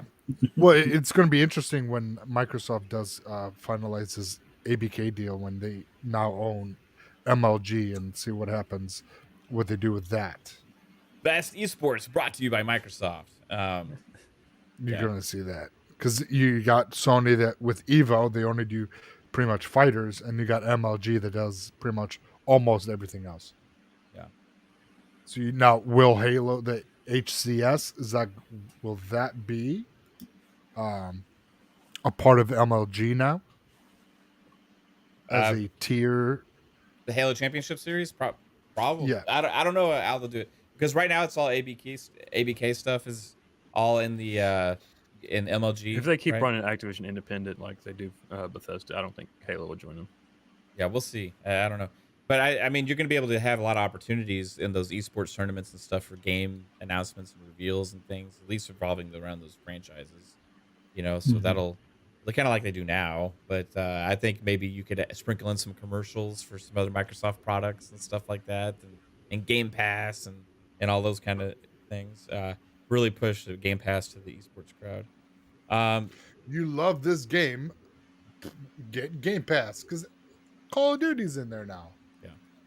Yeah. Speaking of getting screwed over, though, like Pentiment was a game that a lot of people kind of fell under the radar. It was, I think, the only like real first party game to to release this year from Microsoft besides Grounded, which was already in preview. And then As Dust Falls is second party. But Obsidian is like Xbox Game Studios is a new game launching this week. Got an 86 on Meta, which is pretty damn high. Early reviews are positive. But what stood out to me is how many 10s it got. 10s are hard to come by these days with big gaming publications. It seems like a lot of them just like to reserve those for certain games. And it's got some 10s from some big time ones like IGN gave it a 10, Screen Rant, VG247. Shout out to Jez again with Windows Central. EGM gave it a 10, and then several even more in the 90s as well. So, pretty impressive there for Obsidian. Is Obsidian the best acquisition that Microsoft has made so far? It's right there. I mean, since the new era, you know what I mean? It's S tier. S tier. Yeah, I think Bethesda and Obsidian are the top tier studios that they picked up. We'll see when Ninja Theory brings out Hellblade 2 and see how that goes, and Project Mira, how that game is. We'll see, and they could be right there with them. Playgrounds, Fable, if that becomes a huge success, that's another studio that they picked up.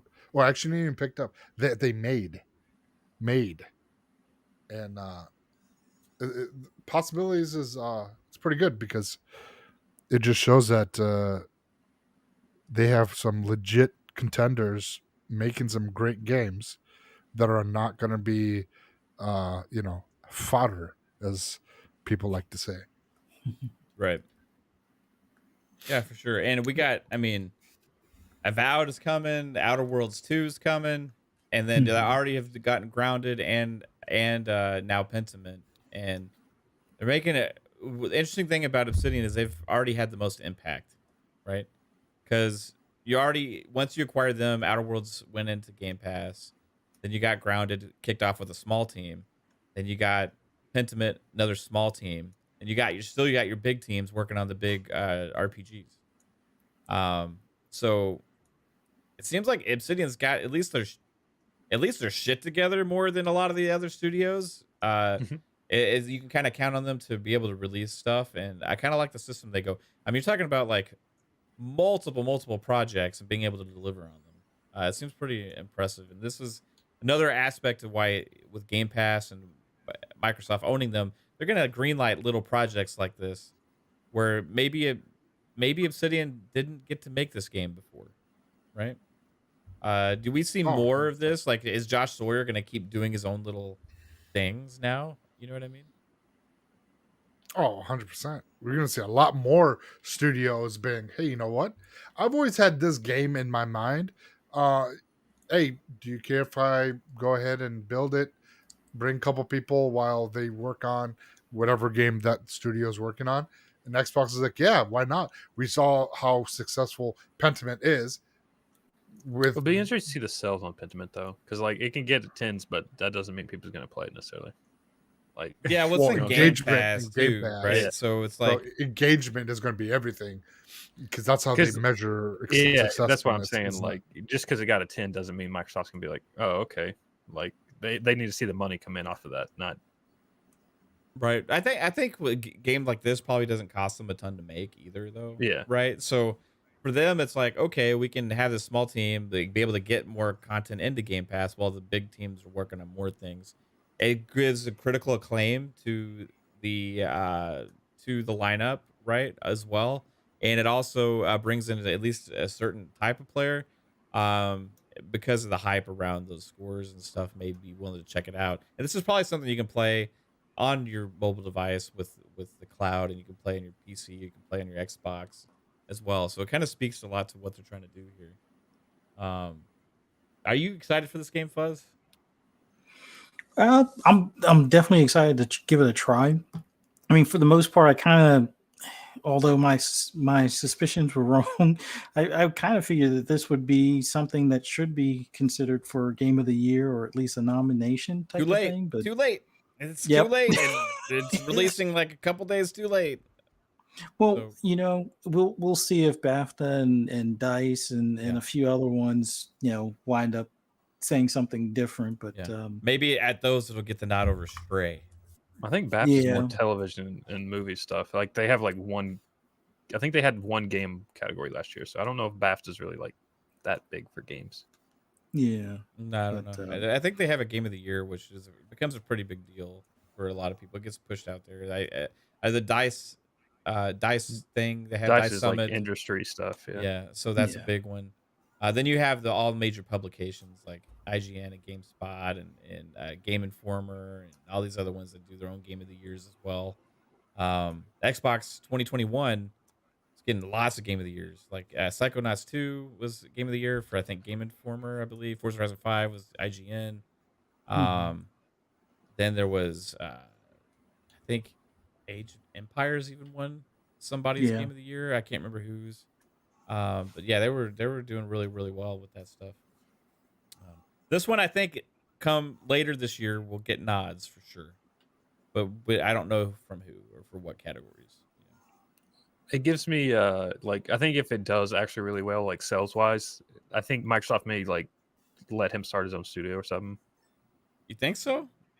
I mean, he's got a name for himself, and if he can Right. keep making tins, Josh Josh Schroyer? yeah, Yeah, well, he has Obsidian. yeah. But I'm saying like let the Obsidian do their own thing, and like let him go like build his own project he wants without a small team, and just like Maybe. Yeah, I don't know. If he, I mean, I think Obsidian's his baby, so I don't know if he wants to step away from that. I don't think he's Unless like he- the main guy at Obsidian though. He's not like number one, but he's definitely No. a big time creator there, and I think that it fits within Obsidian just to have a guy like that, and he has free reign with Obsidian probably to start off something like this again. But if you could leave, then you got to take people away from that Obsidian potentially and stuff and start it. I don't know. I would just keep him there, and either he can decide whether he wants to do more small games or come out with a new. If he does a new studio, it's always risky, because I think of like the initiative and how long it's taken to get that off the ground and stuff and things, and Obsidian just cranks these things out, man. I love when these studios have tons of talent at one freaking studio and are able to actually get games out, right? Like, everybody's leaving to make their own stuff now. You see it all the time. Oh, like Somerville just came out, right? And that's made by ex-devs from Inside and what was the other game that they made before is it Inside? Limbo or Yeah, Limbo. Yeah. Limbo. Yeah. So, yeah, but that game didn't score as well, or like isn't getting the critical acclaim that the Inside and Limbo did, right? But yeah, I think there's lots of cool potential within Obsidian. I mean, it's just I would like to see him have a bigger team to make a bigger game than just Pentiment. Yeah, but I think he could do that within Obsidian still, because he could like be the creative director on a new project. I think Pentiment was just that was his vision, right? He really wanted to make that game. So if he had a vision for a bigger game, then maybe they'd be like, okay, we'll grow a team under him and still hire more people at Obsidian. That's one of the reasons. You could just get Obsidian, just make it bigger. Yeah, which is one thing they've done actually with a lot of these studios. They've grown them. Because most people are working on Avowed there, so it's like Avowed and Outer Worlds 2 probably, right? But I think And another game. Yeah, there's another. You got one. a third game. I think they're going to keep doing this because remember, Obsidian wanted to do a game a year release. That was the public statement from them. So that at that point they had more production than Insomniac, which has been insane the last several years. So, but more variety too, as well. Because you got Pentiment, then you got Grounded, two completely different games, and then you got Avowed and Outer Worlds 2, which was kind of similar, different genres, but or not different genres, but different fantasy ones, spacey. All right, so yeah, Pentiment. Psycho, you gonna play day one? Pentiment, yeah. I mean, after playing where was it? At Dusk Falls and Road 96 and those type of narrative games, yeah, I'm gonna give it a try 100% because those shocked me. Those kind of were out there. I didn't, wasn't a huge narrative type gamer, but those two games just like hit differently, and so yeah, I'm gonna try it. I mean, look at Zombie Survivor, or not zombie, Vampire Survivor. Yeah, I mean, that game is very simple, maybe, and it fucking took over everything.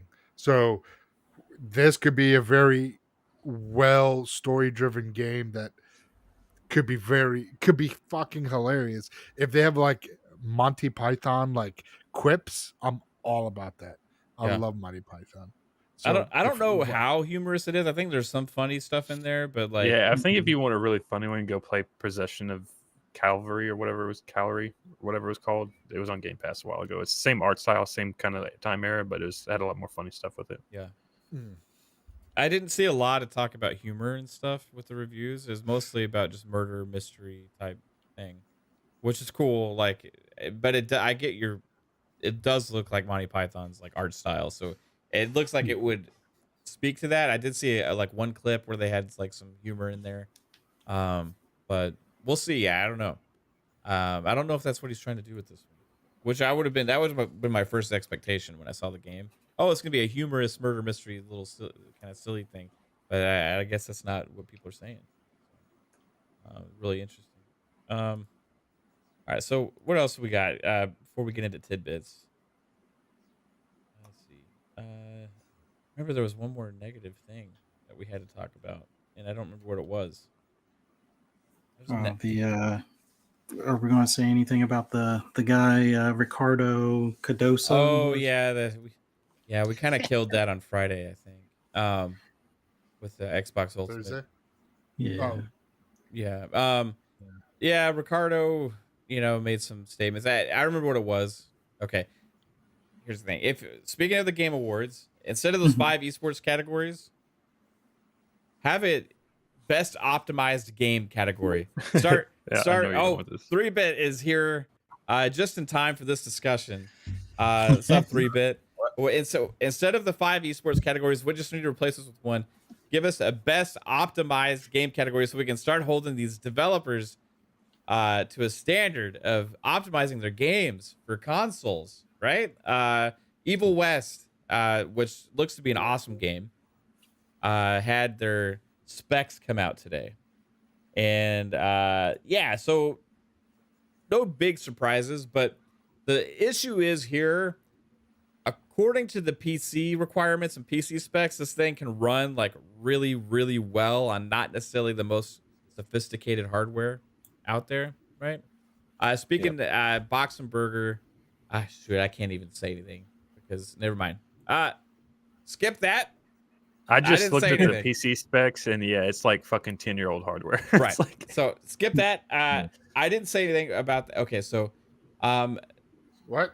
Nothing. But I will say that the minimum, the specs that are listed for PC are actually really like average. Bad?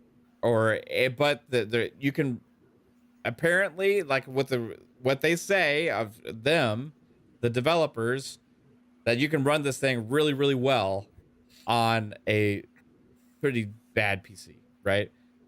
But on consoles, okay, so let's get to consoles, right?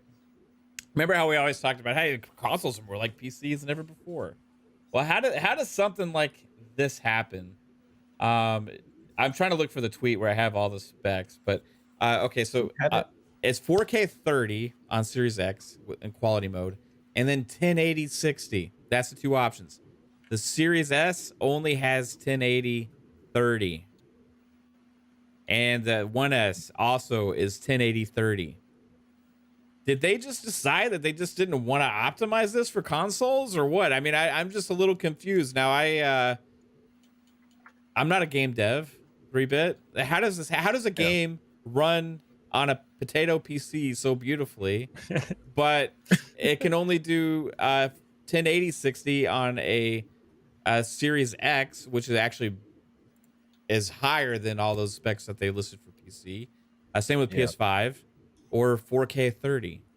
Oh, and also, how come it can only run 1080 30 on a Series S? And it's the same as the 1S.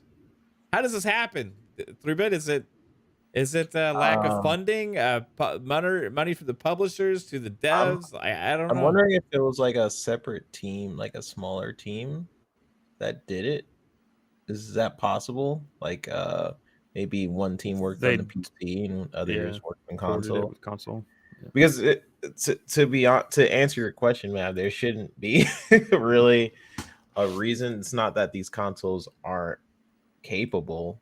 I think the PS5 and the Series X are both capable of hitting those specs. I mean, it's kind of proven in the minimum specs, like you guys are saying. Like, unless if they're trying to ray tracing on consoles or some shit.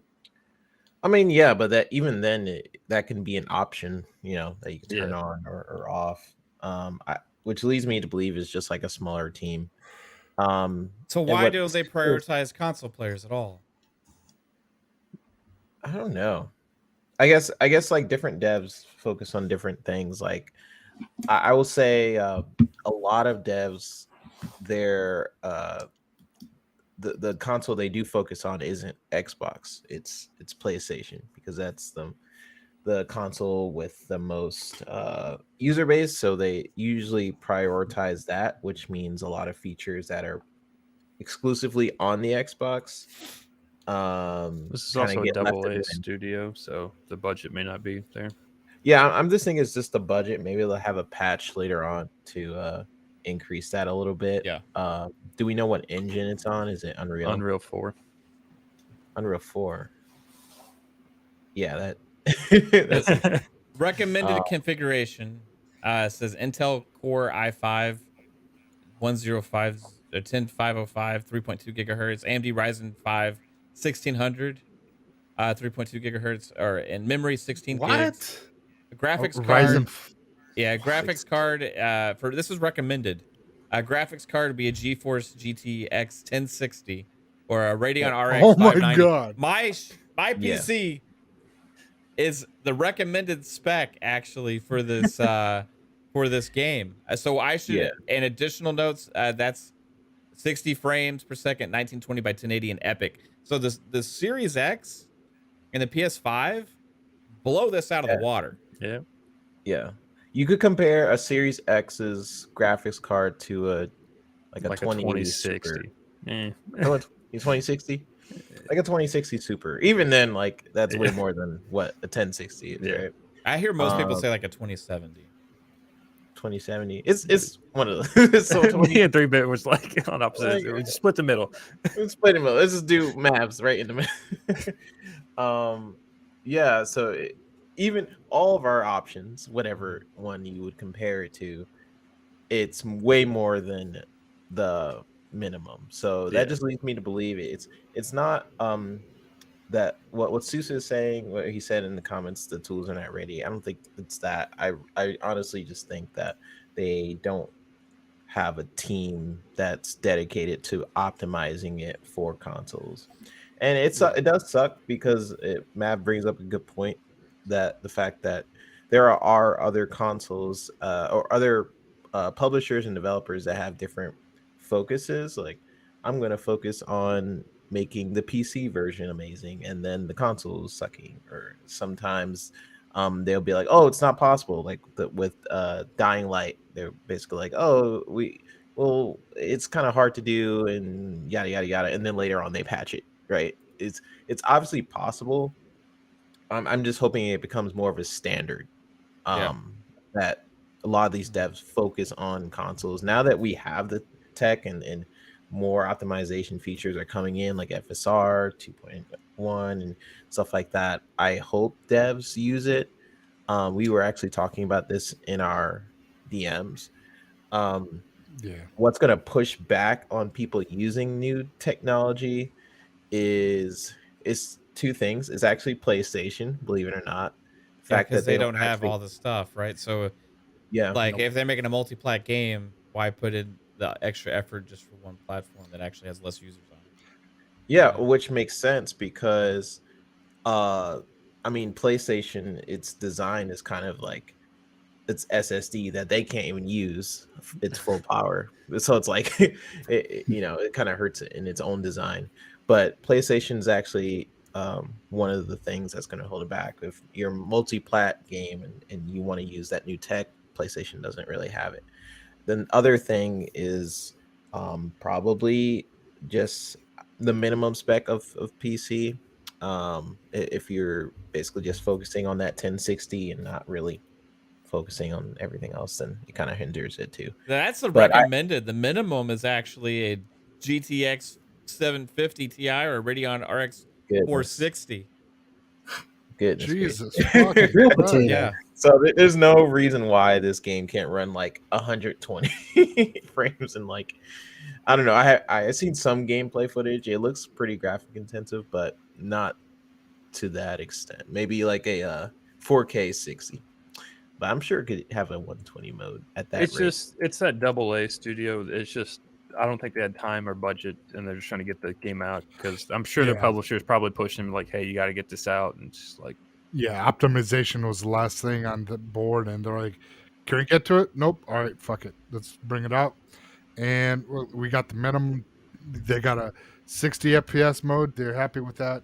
We'll address it if sales are good and whatnot, and then they'll do it. But For me, that's it's crazy. For me, that's a publisher Like, problem for funding and putting the priorities. 100%. Like it's just ridiculous. I mean, it's utterly fucking ridiculous. Like it's a lack of respect to the console player. We have these fucking machines that we spent $500 for that way outperform this bullshit that they have here, and you're not giving us the fucking maximum potential of the game. It's horseshit. I'll say it 10 times out of 10 times. It's fucking horseshit that a fucking PC that is half as good as my fucking Series X can run that game better. It is horseshit because it's why? Put in the fucking work. You're releasing the game on the platform. If you don't want to fucking optimize it for the consoles, don't release it on consoles. I'm sick of that bullshit. Like you gotta fucking treat the console players with respect. If you were going to offer a better experience on PC, on a more piece of shit PC than I spent for my fucking $500 dedicated gaming device, where they preach about all these fucking graphical things, and it's got AMD, blah, blah, blah, fuck that shit. Give me the fucking optimization on the games. I want to fucking see it. I'm sick of all the talk and all the bullshit from all these developers about, we're going to change this, blah, blah, blah. I'll say fuck ray tracing too. I don't want it anymore. Fuck it all. Just give me the frames. I doubt this game even has ray tracing. This game could easily do 4K 60 on the fucking Series X or PS5. Yeah. Okay. Remember like Nintendo All Stars with how bad the optimization was for that with that Nick game or whatever. I was gonna say that Warhammer Necromundo or whatever, that was like it came out like the first year of the Series X, and that game ran like complete dog shit. It ran at like 25 frames per second or some shit, didn't it? Yeah, so but like, this has been they eventually fixed it, but like it was like a little bug. They didn't there was something that was making, because Mav was playing it and it was actually giving him a headache. He's like, dude, I can't play this game live on the air. And it was like, even I was like, watching it was giving me.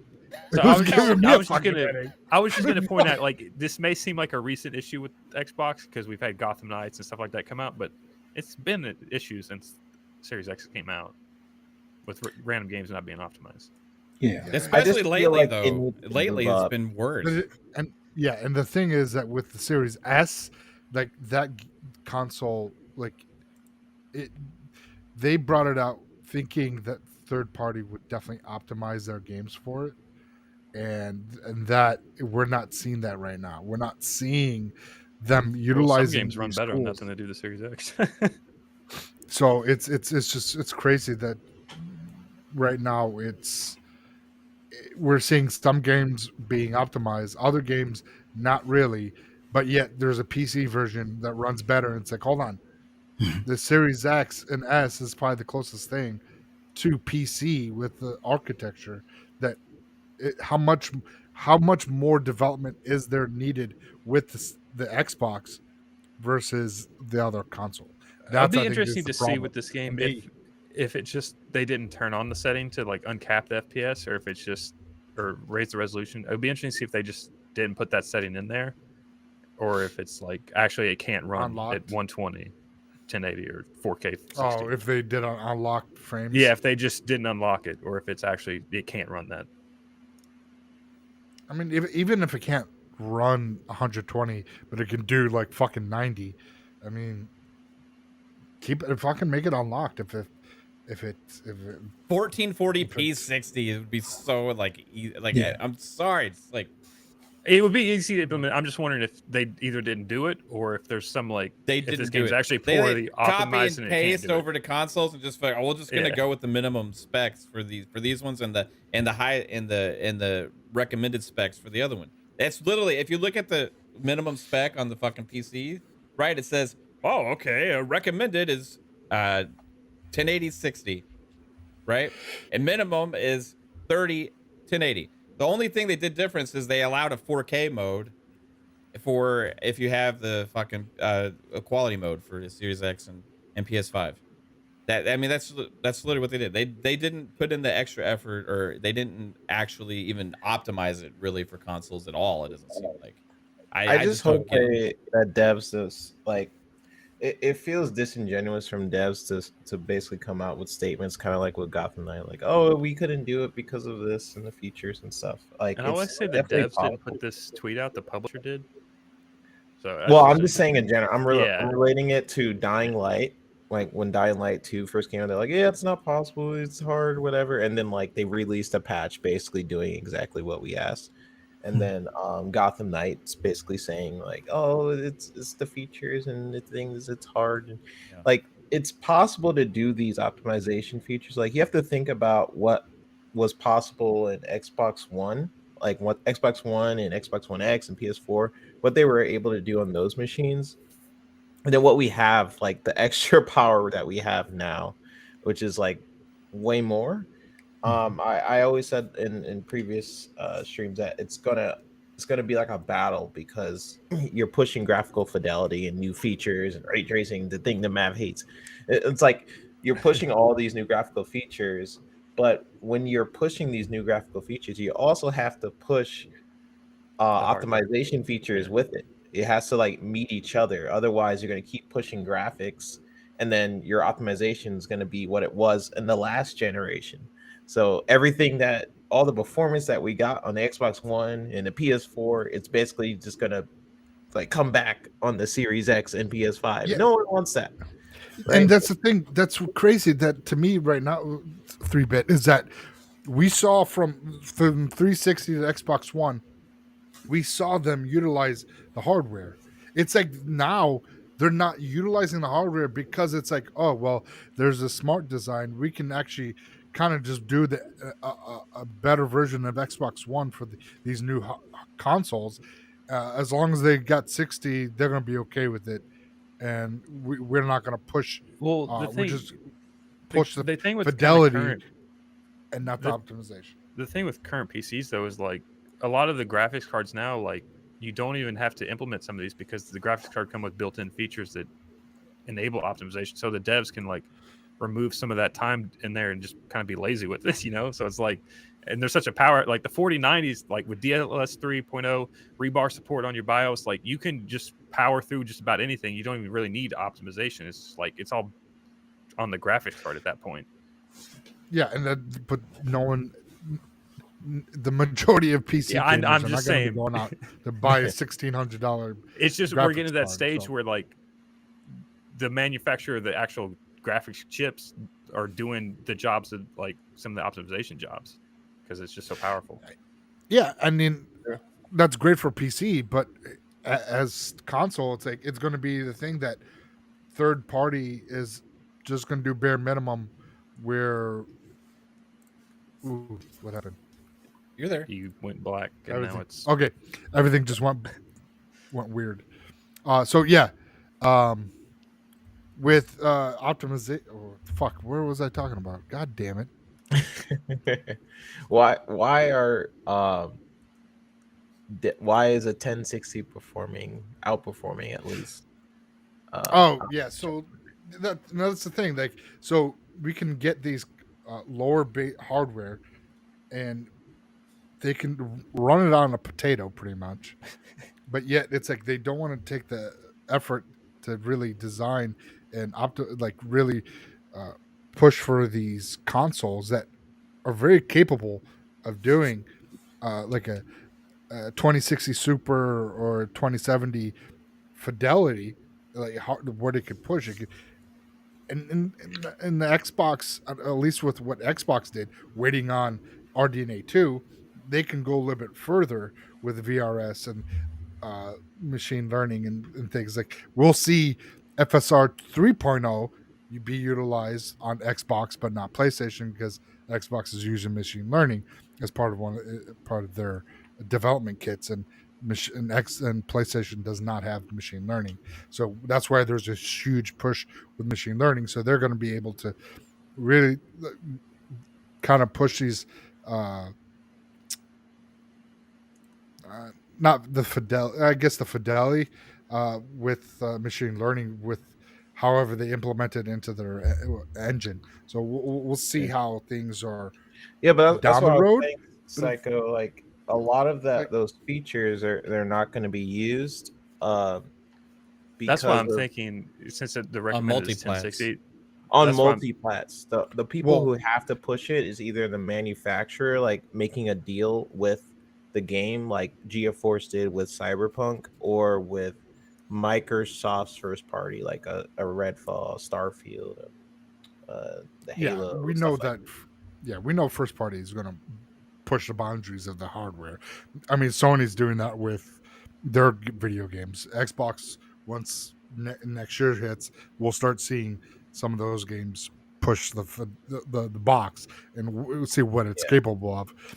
It's just that third party, it's like almost they're getting ready. It's sad, because it's like the hardware and the tools will be there for the next, if there is a PS6 and Xbox Series 2, if they do the next consoles, those tools are going to be there. But is there going to be RDNA 3? Are they going to do Zen 3 processors? We don't, so it's like, why are you limiting yourself now when the tools and everything are going to that direction? So get ahead of it now. Start developing and doing these optimizations, so when these consoles come out, you can actually have your games look and running the best on the with the multiplats, they would have their PC version that already has that stuff built in. They just, like, right now they just can't do it on PlayStation, so it's not there. Yeah, but they can do it on PC. Yeah, and that's the thing that kind of hinders, an Xbox console that's capable of doing some of these, to have these tools that PC has, that they can get these. But it's like, well, if we do that, then Xbox is going to run better than PlayStation, and we can't do that because we already saw that. I don't know. We saw that with the backpat. I mean, I would just say with this game, I just think that they just didn't have the time, or they didn't care, because like with it being a 1060, like they should easily be able to do that. So I think it's just locked. At what point do we like? Is there like an accountability to have against developers and publishers for optimization on consoles? Like, I mean, like as a consumer product, if you release something on the PC and consoles, and you give the console gamer basically you're giving him an inferior product at that point, right? Because you didn't put as much effort into the optimization of the game, so you're just fucking over the console gamer. There's got to be an accountability at some point. Well, you paid less for your Xbox than you did your PC, so it's like, I don't know. Fuck that. That's bullshit. Console games cost more too. Man, I think then that leads to being at Xbox doing their part to making the hardware is there, that they have to push and get this mind share and be back up to where they were with the 360. Get the console there where the developers then will optimize for their games because Xbox is the console to be on. Yeah. Let's do it. So that's where it comes down, and Xbox stepping up. Like, listen, our gamers have a level of where the expectation of where these games where they want them look at, because look at these first party games That that's where the game Fable industry comes out. changed. Yeah, whereas but back in the day, like a lot of console games weren't necessarily also on PC. Like they were either on console or like there wasn't as many as like cross-play games. Yeah, but like, okay, now so everything's PC and Xbox. Yeah, but the architectures were different. But then now we're on x86 architecture, RDNA 2 with Xbox. So it's very similar now. It's almost easier for PC games to come onto Xbox. I'm just saying that back in the day they had like if they were only developing it on console, like they didn't have to worry about PC settings and all that other bullshit. So like they could optimize the console game for consoles because it wasn't going to come to PCs. That's true, but at the same point though, there's a lot of multiplayer games now still that are from publishers that spend more money and take more time. Like Assassin's Creed Valhalla ran at 4K 60, right? Far Cry 6 ran at 4K 60. Halo Infinite, first party runs 4K 60. I mean, there's a huge list. I mean, of games that have either 1440 60 frames or 1440 120 frames modes now that completely blow like something like Evil West like out of the water as far as scope, right? Watch Dogs Legion launched at 30. They also have bigger budgets, whereas it launched but it's AA. That was because of ray tracing. Patch. Dying Light 2 as well, but they did patch that and update that. But still, they shouldn't have released it in that state. Whereas only at 30 frames, they should have put the same attention that they did with the PC version, or if you don't get it there, delay it. Like, it's like the console players get slapped in the face too damn much from publishers and stuff, and it's like they're expected to take it over and over and over again. It's just like at what point does like it just become a too big of a problem? And it's big. The reason I'm upset about this is because it's been more frequent recently. It's been like it's been like 3 or 4 games recently that this has become a trend now, and where we were in a good place. Like for the last 2 years, I've been playing almost everything at 4K 60. I've been in fucking gaming heaven, right? Even big, massive, brand new AAA games. But now it's like all these fucking 30 frame games. Or if I want to play 60 frames on a game like Evil West, that should be 1080. Really, that's like everything at 4K 60, maybe 14. Okay, 1440 upscaled to 4K. At least you can barely tell the difference there, right? Like the Halo Infinite, you can do 120 frames, right? I mean, like there's Dirt 5. I think that's 1080 on Halo at 120. Though. Yeah, but it's 4K 60 still. But Dirt 5 had 120 frames mode that was like 1080, but they added like a 1440 60. I mean, a lot of these games have lots of options. Like they have like 3 or 4 different graphics modes, right? And now you just like, it seems like they just click the easy button, 1080 30 at 4K, or sorry, 4K 30 or 1080 60. And then for the Series S, not to even be able to be pushing 60 frames on this game is fucking utter bullshit. Like, really, there's really no reason why. I think we sorry, 3-bit. I just want to say, I think in the very beginning of this console generation that we saw are games that were traditionally being developed at the office for however long and then pushing out. The games that have been coming out the last year, mostly this year, are the hybrid of working from home and that the whole being the whole pandemic where they lost a lot of time because hell, when people work from home, they're not 100% going to be always at the desk working like they would do at the office. It's just what it is. Like when I was working from home, when I worked for MTD, custom tech support, guess what? I wasn't 100% as if I was at the office. If it's almost 2023 now, like they've had it over like a year and a half to optimize this thing. Like it's like as far as I'm just like I'm past the point of those being like the excuses and stuff. I understand it's been a big deal, right? It's been a big deal, but publishers, if it's not ready to release on consoles, delay the whole damn thing, right? Warhammer Darktide, recently they delayed on console only and are still releasing on PC. So are you just upset that it's 1080 60 and not 1440 or 4K 60? I'm upset that according to the specs they put out there, this is way more optimized on PCs than it is on consoles. They didn't even attempt to really optimize this well on console. That's the bullshit thing. This game should, according to the stats that they put out there, should easily be able to do at least 1440 60, and the Series S should easily be able to do 60 frames. The Series S and the 1S literally have both 1080 30 on it. The 1S, the Xbox 1S, that old piece of shit you had, that's a potato as well, right? That's a potato. That actually does the same as the Series S, which has all these other features, has all these other things. They didn't even attempt to get that at 60 frames. It didn't seem like. I don't know. Or they just didn't have the budget for it or whatever. Again, it goes down to the publisher, and it goes down to priorities and that communication between the publisher and the game developers about what's your priorities and what are you going to do to get this for the console player. And again and again, the console player gets the short end of the stick. They get the last. I mean, I'm just thought about this whole thing. Evil West isn't like the biggest game. It's probably only on like our radar, but like 99% of the people, 99% of the people are going to be like, I'm just going to play Evil West. They're not going to be like, but what does it run at on the Series right, but that's S? the problem because because people are not going to know when they play it, but it's like, oh, they're dumb enough just to buy it anyway. Like, I mean, that's not a good look, right? Hey, they won't notice how poorly optimized this is. They don't know that they could get better. So like, you know, but this is a continuing trend, though, Jasper. That's the thing that we're seeing it from, Gotham Knights. I'm happy with 1080 60. To be honest, I'm happy with 1080 60. At least they gave us that mode instead of not, but like not when you see the PC spec at like at 1080 60, knowing you could get way more. Something just tells me like whatever their production, they're a small team, right? Yeah.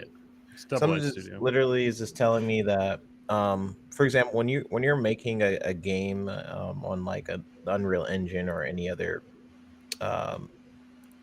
basically any other gaming engine, you have your file, basically you creating the game, you make the code and everything, right? And it looks really great on your screen. You probably have a really great rig, and then you send it out. But in order to actually, let's say everything works in your game, in order to actually optimize it, you have to really set aside time to do that, because there are a lot of different ways to optimize a game. There's LODs, where it's like, those things that pop up in the distance when you're walking around, let's say like Horizon Forbidden West, you see like a tree pop up way in the background. There's different techniques to render that stuff in. You can do it like just in the visual field, or you can do it like every so many meters, like stuff pops up. There's so many different ways you can. Yeah, there's a lot of different ways you can basically create shortcuts, because honestly, optimizing is really just about not only making a better performance, but kind of like creating the illusion of like better quality things, even though it's not really better quality. Like there may be a rock that's maybe 720p far away, but when you get closer to it, maybe they'll code it so that way it's like 4K when you're actually up close with it. Like stuff like that is what they need to actually look at in order to increase the quality. Like sometimes what might happen is water, for example, if you're just using the default Unreal Engine water, you're wasting resources, because yes, it may look nice, it may look beautiful and everything, but it's using so much of basically the resources that you could obviously like cut that down by using like different shaders and stuff. There's just so many ways to like cut down optimization. Is how a lot of the studios do it. Like they pretty much set aside time. Like once they finish the game, like, okay, we finished the game, now let's make it actually like more playable. And that usually goes towards the end of production. And to Mav's point, where like, why don't these people focus on like consoles? I don't know. I feel like not enough people complain about it. I don't even like. It's not even just it's not even just this team. Like, even if you look at the new Call of Duty, like the first week of that shit, we couldn't even play 4 matches without half the party crashing. So it's like the biggest AAA team out there. It's like, it's just. But is that like a bug thing? Network issue? Yeah. Is that like a network issue? Or? That's just their code is from 15 so here's the years thing. old. I'm different on performance and optimization than I am on bugs. Like bugs are always going to pop up unforeseen, right?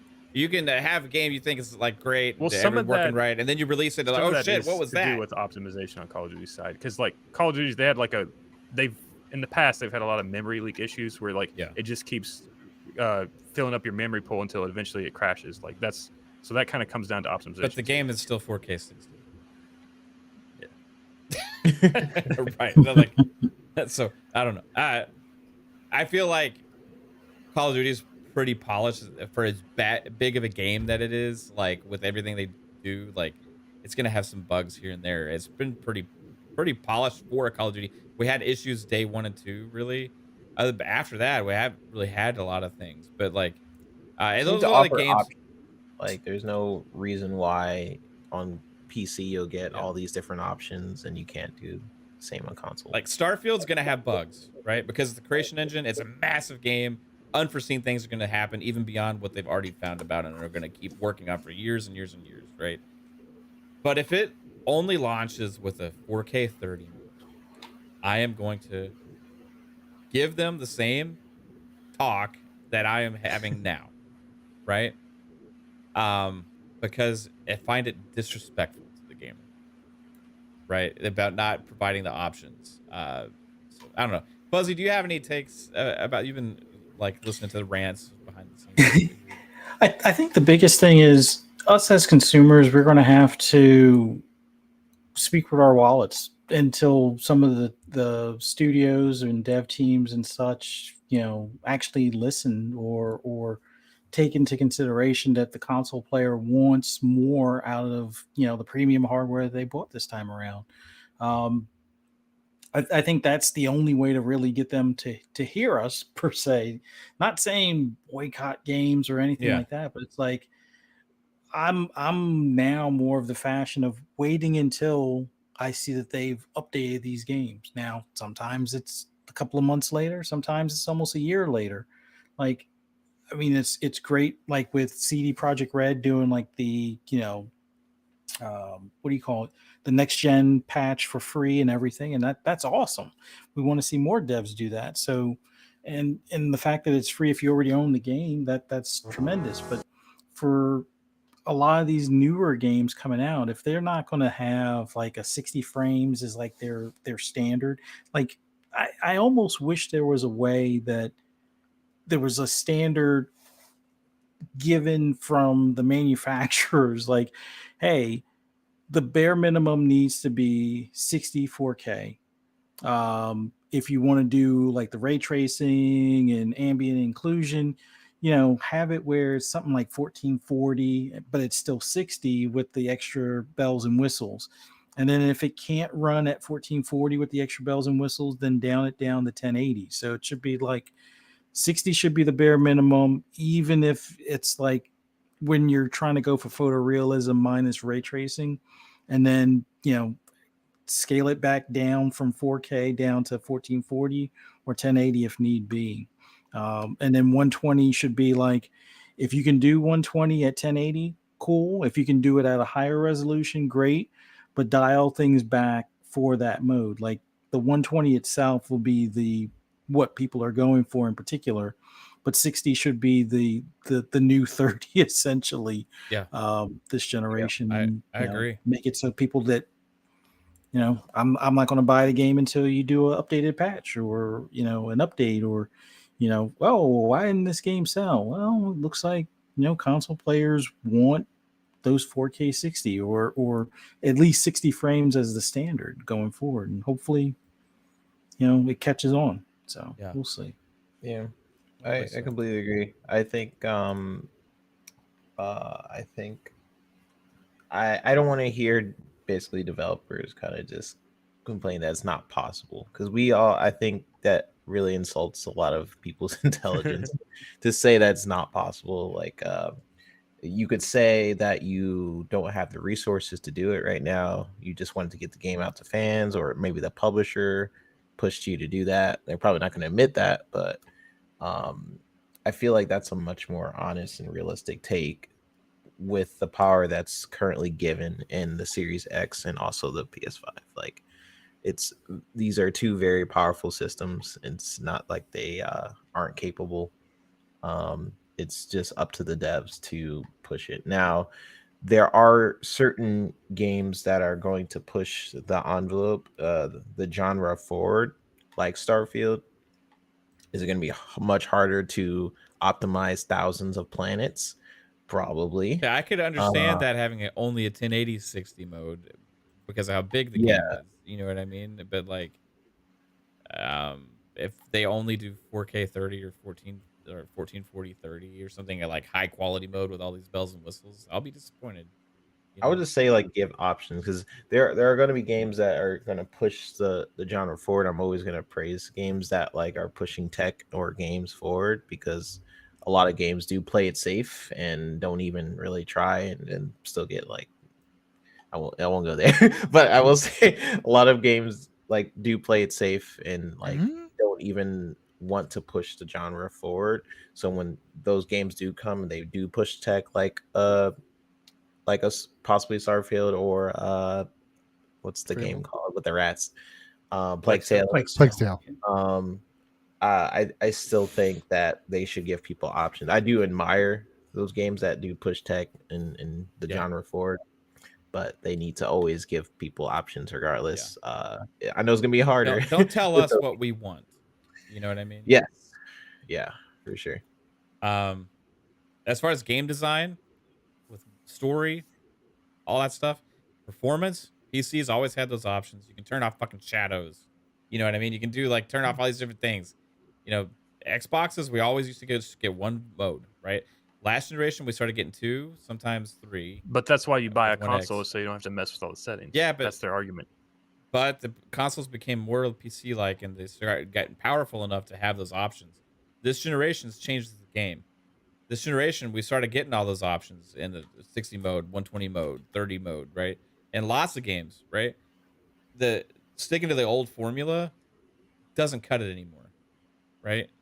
You got to treat the console players with more respect than that, instead of giving a half-assed port from the PC version. And that's just what it seems like we're still getting sometimes.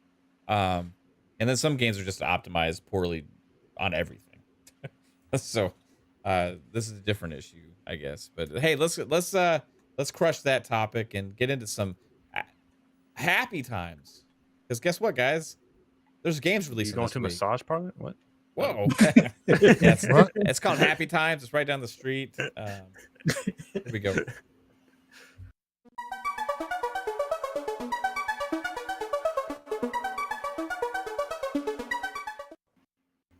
You got to mute Call of Duty. Okay, right on. This is Tidbits, everybody. The segment on FSP where we look ahead at the games coming out for the week. So thank everybody for tuning in. I see we actually have somebody watching on Twitch. This doesn't happen very often. What's up, Perrin, over there on Twitch? How's it going, man? All right, so let's take a look at the first game is releasing on the 14th. It says November 14th through 20th. I don't know what that means, Fuzz, but Floodland PC. Oh wait, here we go. Never mind. November the 15th, and it's releasing on Steam. Here we go. Luck really was on our side when we found this patch of swamp. Little did we know it was the start of something bigger. We gathered rusted scraps and dregs of the past. They became our groundwork, our foundations.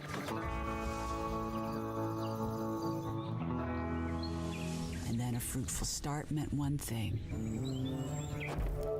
Expansion. Oh, this looks pretty cool. Is this like a survival, like city builder type thing? But opening our doors with kindness. Now this trailer is a little bit on the long side, so it drew attention. You may want to like skip some parts of it. That take advantage of good and honest folk. It says it's 1:49. We're halfway Our through. dreams still haven't sunk like the ruins of the civilization that came before. Our chance to shape society has come. A society that's learnt from a bygone era of greed and excess. And in this new world, we will need to innovate. From makeshift shacks to what will stand not tall, but steady and strong. I could have been a voice actor in this game. Luck began our journey here. Is that a character, unlockable character that Wolfie's talking about, Jasper? But we more than survival. We sought a sanctuary, a home. Oh, you get characters if you clear all the skeletons around the coffin, and then you go to the coffin, you get a new character. Yeah. I only saw question marks though on the map, not coffins. Yeah, the question marks are usually I've coffins. never heard of it. Yeah, that looks pretty good. Bloodland. Coming out next week. Bloodland. Steam. That's cool. Next up, everybody. Oh wait, where did my screen go? Sorry, I lost it. Where's Floodland? I see it on our screen. Oh, here it is. Okay, here we go. We just watched Floodland. Yeah, I know. I was trying to find the box so I could paste a new link. This next game, everybody, is Pentiment. We talked a little bit about Pentiment. I'm gonna give it a go. I still don't know 100% if it's for me or not, but it's got lots of 10s. I have not played this yet, but I heard good things. Comes out 2 a.m. Well, I gotta play Somerville probably first. Yeah, play that and then play that too. It'd be like time travel. I love the developers of Somerville. Hey, what's that man doing with that body?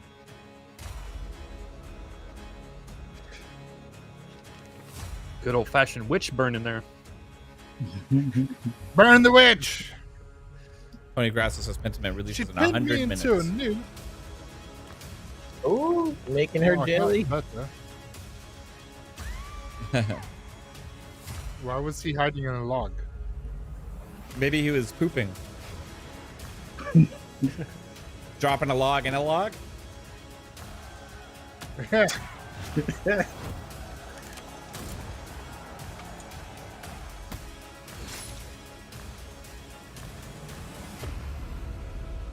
Wow. Pentiment. That was probably Good the trailer. best trailer it's had. Yeah, I love the flaming head cover art for Pentiment. Actually made me really hyped for the game than every other trailer. Nice. All right, everybody. This is Ooh, Smurfs. Smurfs Kart. Another kart racer. Let's go. Brought to you by Smurfs. Kart, the video game. Welcome to Smurfs Driving School. We're going to make a quick reminder of the Smurfy This is driving releasing skills. on Let's Switch. start with Hefty Smurf, who will show us how to perform. And it's $70. No, $39.99. $39.99. To have all the chances to win, nothing beats a good start. As Smurfette right here, feel free to use the drift. Doesn't look that especially on bad. tricky turns. I like the Or art even style, enjoy actually. a little acceleration boost. In order to Is reach it first claymation place, or is that do as just follows. Yeah, it looks like Gumby or some shit. Yeah. Take the ramps to fly over the opponents.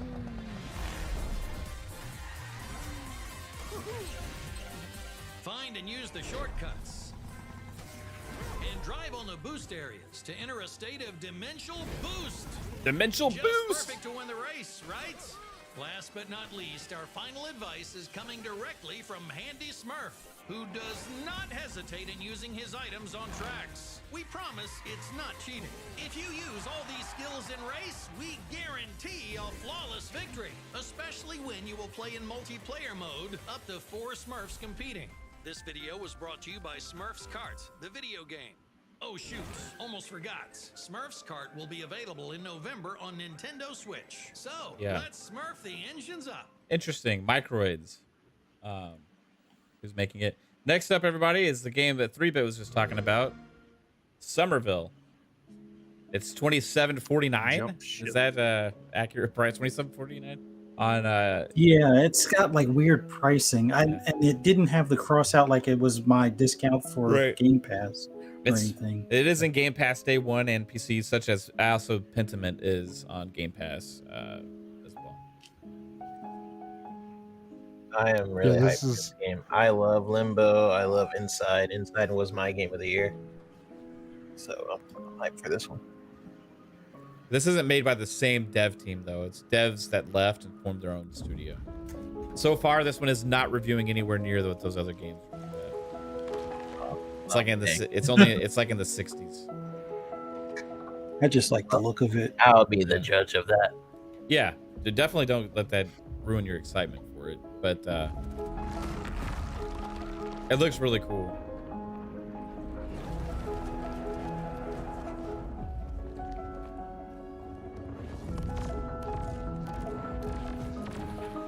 looks so. I guess it's not revealing like you were saying super well, but like games like this can't be nominated, right? Like technically, or it'll just get kind of screwed. Missed the cut, but I don't know if it would have anyway based on the scores. Weird alien beings. All right. Somerville.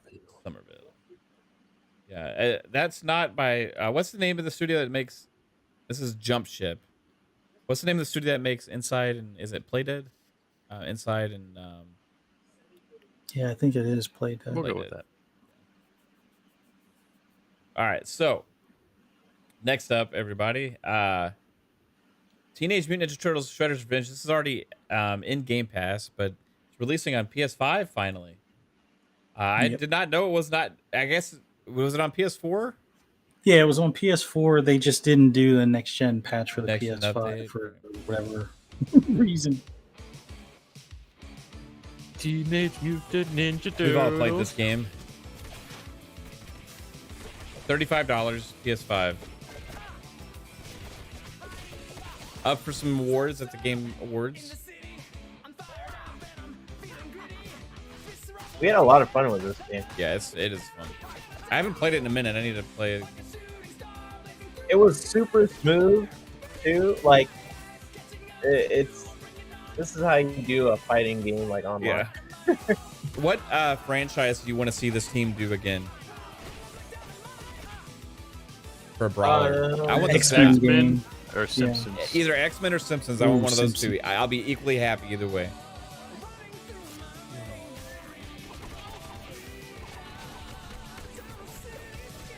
What is it? Children of Adam? I guess like an X-Men or something, but maybe Avengers.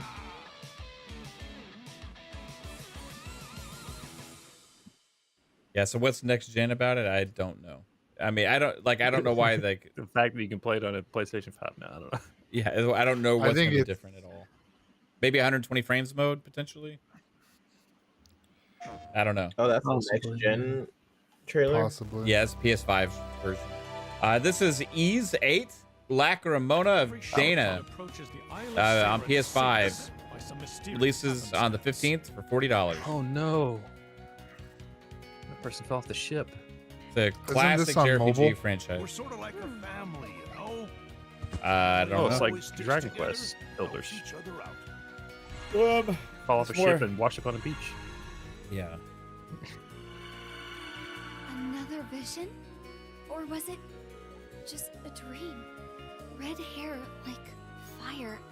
Who was that man? I've dabbled in a little bit on Because of PlayStation 4 with the last Dead game. End. I hope this young sapling will guide them.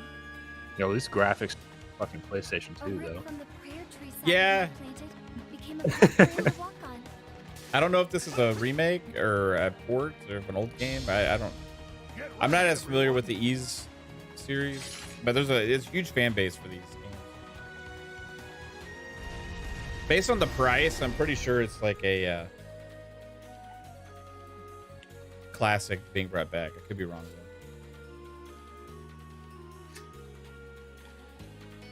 It could be a new one. I don't fucking know. Anybody in the chat, if you know, let us know. Yeah, use the next one. Yeah, they got Freebird playing the whole time. Yeah. Oh yeah, you gotta mute it. This is Warzone 2.0. I know we'll be hopping into this.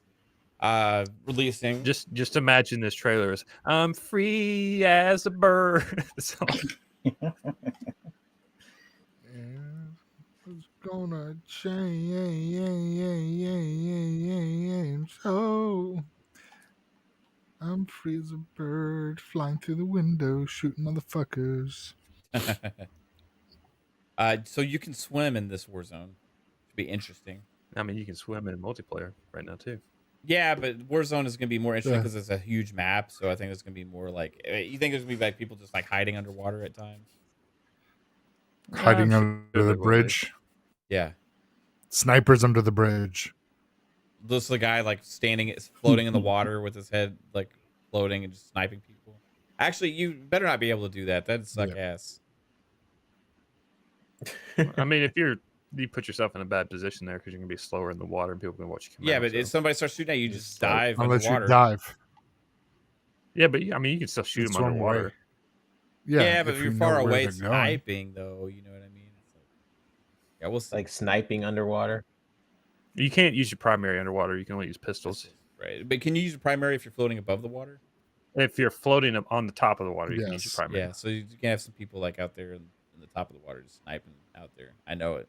It's gonna happen. It's gonna happen. Somebody's gonna be the water sniper. I mean, that sounds kind of dope. I'd do it. You're free as a bird. Wouldn't it be like? I don't know how efficient it is to even shoot underwater. I don't think that's possible, right? This is the cool part. You jump in a parachuting vehicle and just shoot down helicopters. You can shoot with your silenced pistol underwater in the game. And I think I That seen comes out today. I don't think that's possible. Well, tomorrow, 15th. Yeah, this 16th is when Warzone drops. Oh, Xbox said the 14th. it The says pre-download 15th. for Warzone went live today, I think, but the 16th is when Warzone actually launches. Oh, someone's making a mode in Halo where it is Among Us. We should play it. Interesting. Yeah, I knew that was gonna happen. They do that in They Fortnite, did Grounded. Roblox, and everything. All right, here we go. We Yeah, get they sound did on this one. So this one we got Goat Simulator 3. Skipping 2. They decided that 2 was not high enough for them, so they went next level and made a 3. Goat Simulator's hitting PS5, Actually, Series mute X, and this. S. Oh, mute this one. All right. It's NPC. it's I forget what song it is, but it's not original soundtrack. So Okay. just in case. I feel like I've had this. Probably watched this trailer like 10 times now. Goat It was Simulator almost 3 at looks pretty fun. It was like every event during E3. Yeah. Oh, I didn't know the next one was this week. Yeah, do y'all anybody here a big Goat Simulator fan? I like the first one. Yeah. Yeah, the first one was fun for, quick achievements and just chaos, basically. I don't think anybody played Goat Simulator 2. I designed the billboard in Goat There Simulator. wasn't. Yeah. But I never really played that much. I jumped on the trampoline a couple times. It's pretty fun. Yeah. Was that I don't know. It was just, it was Tiny just Tina? Tiny Tina. Was that, yeah? Did they just make fun of Tiny Tina? They make fun of Oh, a lot of games and stuff in this. So it wouldn't surprise me. They had in the first one, they had you go into the sewers, you can find the Ninja Turtles or some shit. I think they were called the Ninja Lizards or some shit like that. Nice. Ninja Lizards. Love it. Y'all remember the Pretty good. frogs from Ninja Turtles? Huh? Anyway, they had frogs in Ninja Turtles. Y'all remember those guys? That's so fucking loud, bro. Yeah, I've turned it down. Steam always jacks up that audio. Miles Morales is hitting PC. Full slate. Everybody. Miles Morales making his way $50. Oh, they said that it wasn't going to happen. Yeah, $50. Someone gonna cut their PlayStation up over this? 11.18. Oh yeah, that's right. Somebody did say Cut that. it in half. What's going on? Underground's attacking Roxxon. You gotta cut it in half. I have to stop this. You gonna play this one, Jasper? And first one was way overhyped. Our family doesn't give up. You know that. I like it so far. It just felt like more the same, and I had just beat Spider-Man, so. I just wanted to fight more bosses like you did in the old Spider-Man games, like every couple levels fight a boss. And this one, you had to get all the way to the end of the game, and then you fought him in 5 minutes. I It's swear to God, too, when I play this game, I feel like I'm playing like a 16-year-old 3-bit. I mean, it's like everything. Gotta be me. I mean, This game is great. It literally sounds just like him. Hey guys, I'm Miles. If you were I'm thinking of a 16-year-old 3-bit. You know what I mean? Or I don't I know. would how love my- to You shoot my- webs out of every orifices. I mean, Can we listen to the Sleep Fast with Pure Nature, Rain, and Incredible Present? That's how Mav goes to bed. What is it? On your YouTube, like yeah, no, we put that up on the TV when we go to sleep. All right, next up is PID. I don't know what this is. PID. But yeah, like freaking Miles Morales is like, because it's got like the his mom is like Hispanic, right? Oh, this is a game that came out in 2012, and they're just Puerto not putting it Rican, on the maybe, Switch. I think. Yeah.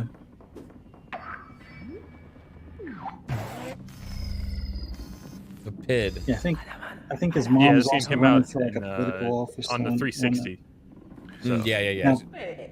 Now PID, this trailer is a little bit on the long side, if I'm not mistaken. It What's looks this great. called? Max. PID, P-I-D.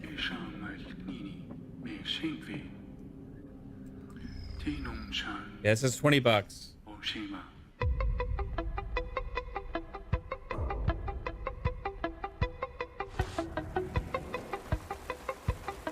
Is this like a Korean developer? I don't think so. Maybe, I don't know.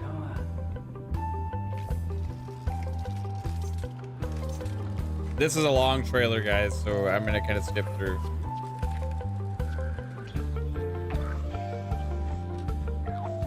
You said you're gonna skip it, and then we didn't do it. Well, I mean, yeah, I'm skipping through some stuff.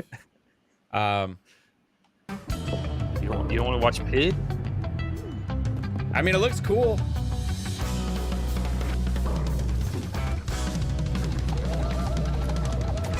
Music cool. Yeah.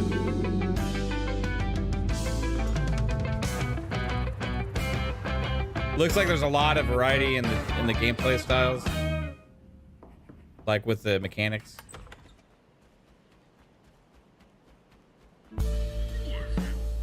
You should play this one 3-bit. This looks up your alley, bro.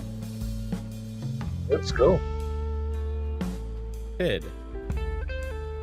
That's a weird name. A game by Might is and it for? Delight. What does that even mean? PlayStation and Nintendo No, Switch? this It's is just Switch. now coming out on the Switch. It originally came out in 2012, back on the 360 and PlayStation 3, I think. Wow, that long ago? Yep. Never heard of it. What is a took, PID? Took 9 years to get it on Nintendo. It's a potato Yep. kid. A PID is a controller. A potato kid. It's Googling the word PID over here. You said a potato? What did you Yeah, say? potato kid. Potato Kid. It's up to me. All right, so Pokemon Scarlet and Violet releasing $60 a piece. I still love the fact that Pokemon figured out a way to charge people $120 for games. You know, you can only have to buy one of them, right? Yeah, but the collectors buy both. I mean, I guess. I mean, there's That's differences stupid. between the two copies. Only a slight. There's very slight differences between the two versions, right? But there's a difference. So they're like, if you want the whole experience, you actually have to buy both games. I mean, all you really get is the legendary, and then you could just trade for him. Okay, whatever. I don't understand how Pokemon work. Come on, see what else we can find. So you can't get the legendary, like you can't earn it? You can't. You can only earn whatever legendaries on the cover. There's some other exclusive Pokemon, like you might Yeah. have like one that's like only on this route. You can only find like Cloyster, and on this version you can find Cloyster. On the other version you can find Starmie or some shit. But you can. There's in-game trading. So if you really want that Pokemon, you can trade a double Cloyster that you got for a Starmie. So people do Yeah, that. but all the that time. That's how wasn't you like fill that the for collection. Game Boy Advance, though. Yeah, on Game Boy Advance you still had exclusive legendaries. Whatever legendaries on the cover, that's exclusive to that game. But could you trade them back then? There was ways to trade, I think. I think. But how do you trade a Pokemon with somebody? Game Pass. That's really not. For me. Well, nowadays there's like on DS there was a separate app. I'm not too sure how you do it on the Switch. It may be in game on the Switch now, but or no, you did it in game on the DS too. There was So you just go to the menu and be like, I'm offering a Charizard for or whatever, and then you say I want this, and then Squirtle? just trade you. Yeah. Squirtle. Interesting. I had no idea. Squirtle. I didn't even know that existed. Pika. I filled the first like 4 generations on the DS, and I'm like, I'm done. I can't play more Pokemon. According to DeathLordStrong, though, there's exclusive vehicles too. Oh, you get a scooter on this one instead of a bike? Oh my god. Well, if you really want everything, you gotta buy both versions. Saying. Why don't they just release one version and just call it both things and put everything in the same? I think they're extending that sort of collector.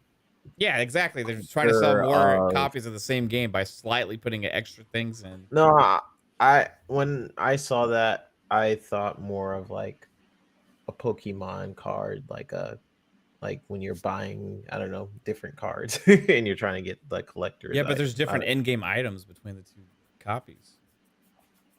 Well, so it's it's like if you really like want everything, you can't get it unless you buy both copies. But the rest of the game is the same. I just find that interesting. Pokemon gets away with it for some reason. If Xbox did that, people would shit all over them.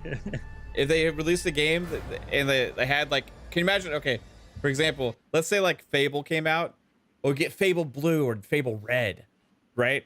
And then like, okay, it's $60. It's like Game Pass doesn't exist or whatever.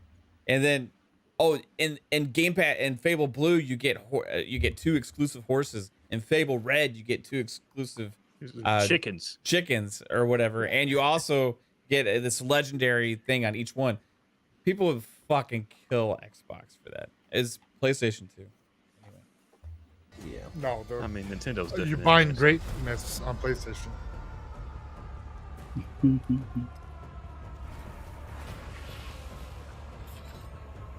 Susan says just get the Fable Red and Blue pack. How much is that? $80. I'm not trying to say Pokemon's bad. I'm just saying it's like they get away with some weird practices at Nintendo. Yeah, it's been getting away with that since Game Boy. That Pokemon like has tiled water, I was never able to. I mean, it's run on a Switch. They can only do so much for that hardware. Well, like you can see the tile where it ends. I don't know. Oh yeah, this is Resident Evil 3 releasing the cloud version on the Switch. Yeah. Now they didn't run go individual trailer for it, so it winds up being that triple pack thing. Yeah. Nice. All right. Next up, last game, everybody. This week, well, there could be smaller games releasing as well that they didn't include in their list, but nothing really notable, I don't think. The Dark Pictures anthology, The Devil in Me, is releasing Friday, $40. Surprised this didn't launch before Halloween. It's coming out on everything: PS4, PS5, Xbox One, X and S, and PC. PCs gets it at 1,000 frames. Consoles are locked at 30, 900p. I'm kidding. It's not a thing. What do we know about this guy? He's rich. Is that the Jasper edition? Yeah. But Totally sane, I'm sure. Some of the rooms are full recreations from the murder castle. Guys, is that you? There's a ton of killer. I've never fish played we any had. of these games. Me neither. They look pretty cool though. I always like say, "Oh, I'm going to play those," but I never want to sit down and actually do it. Oh, it's got Dollface Man and Doll Girl. Those look creepy. because you're actually just miniature people in a doll house. No one is going to believe it without proof. That's the twist. Wait, no.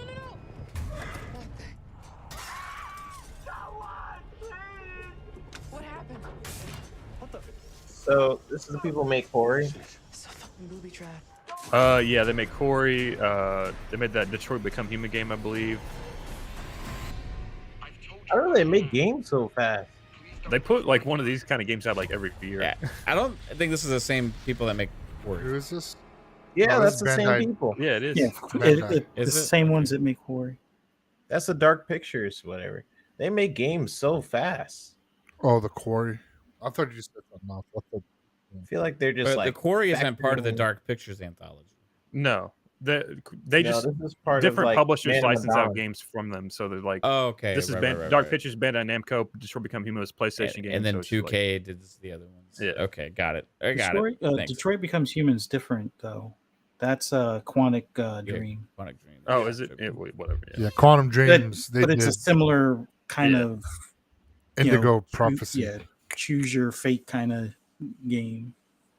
You ever play Indigo This is Prophecy? like a part like I was thinking Until like Dawn. They did it Until Dawn. That's what. Yes. Yeah, that's they the did one I was Until Dawn. confusing those.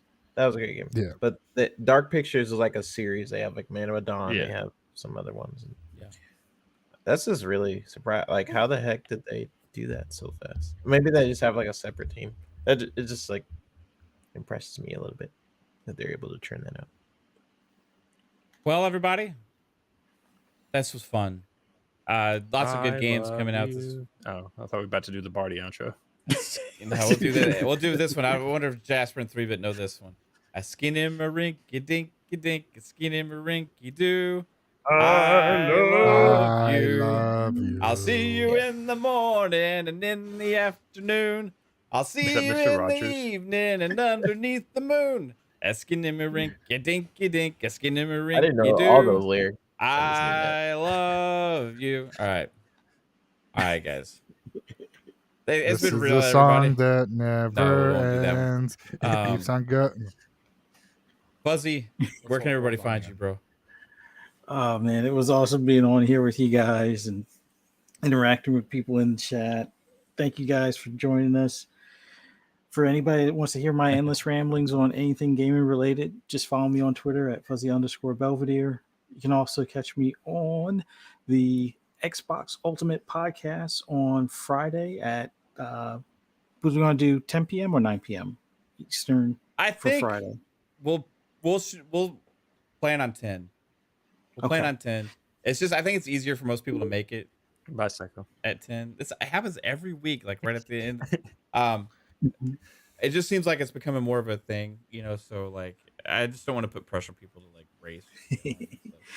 Shop Podcast on Saturday at 8 p.m. Eastern Standard Time on PTK Blam's channel, and then Xbox Lunch Break Special on Double Barrel Gaming at 12 p.m. Eastern Time, and then right back here on FSP at 10 p.m. Eastern Time around this channel on Fun Speculations channel.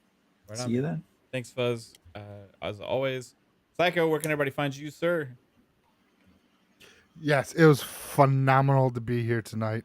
Sorry I was late, but work was calling, so I had to get it and go. But thanks, chat. You guys are awesome.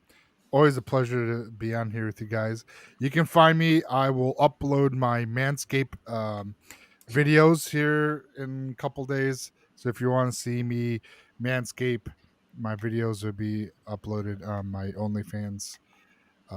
So just kidding. But if there's enough people, I will, because I'm a whore and I need money. So no. Yeah, find me here Mondays, 10 o'clock. And Fridays. Jigga J, no. Why not, Jigga? Come on. And Fridays, you can find me 9 o'clock Xbox Ultimate. And I probably won't be here Thanksgiving weekend. I will be in North Carolina. And that's going to be in Thanksgiving on a Monday? Or when is Thanksgiving? Thursday. Always Thursday because of Black Friday. Oh, yeah, I knew that. Yeah. It's always on a Thursday. Jasper. Well, you just said it's like you won't be here because Thanksgiving. I was like, wait, it's Monday. I forget to. It's the 24th. Right on. Thanks, Psycho. Appreciate you, bro. What about you, 3-Bit? Where can everybody find you, sir? Everyone can find me on the Twitters, the Bird app, at I3Bit. I'm mostly on this show, but I like to make random appearances when I can. Next week I will probably be up because Thanksgiving, yay week. So lots of food, getting fat, hanging with family. I'll be going to New York and stuff, but always a pleasure being on these shows. I wanted to really jump on earlier, but I'm actually still working, so I might be up pretty late today doing commercials and stuff. Yeah. But That's pretty much where you guys can find me. Love you all. Manscaped is awesome. Goodbye. We did get we are going to be sponsored by Manscaped, everybody. So our official we have a 1 month trial for our shows and stuff that starts on Friday.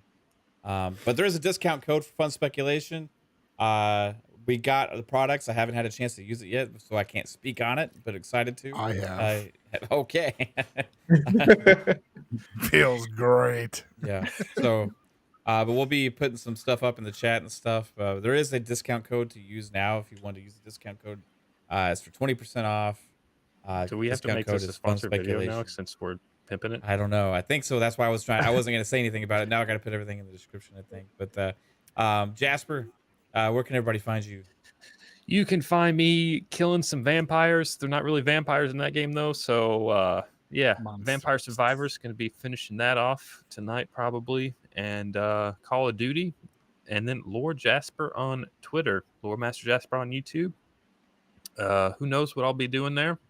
Don't really know myself, so that's where I'm at. And it's FSP Monday at 10 o'clock and Xbox Ultimate Friday at 10 o'clock. That's where I'm at. That's where I'll be. Check it out. Awesome, man. Appreciate you, sir. And everybody out there, you all rock. Have a good one. And we'll see you soon. Take it easy. Yep. Bye. Bye. Watch out for my Manscaped video.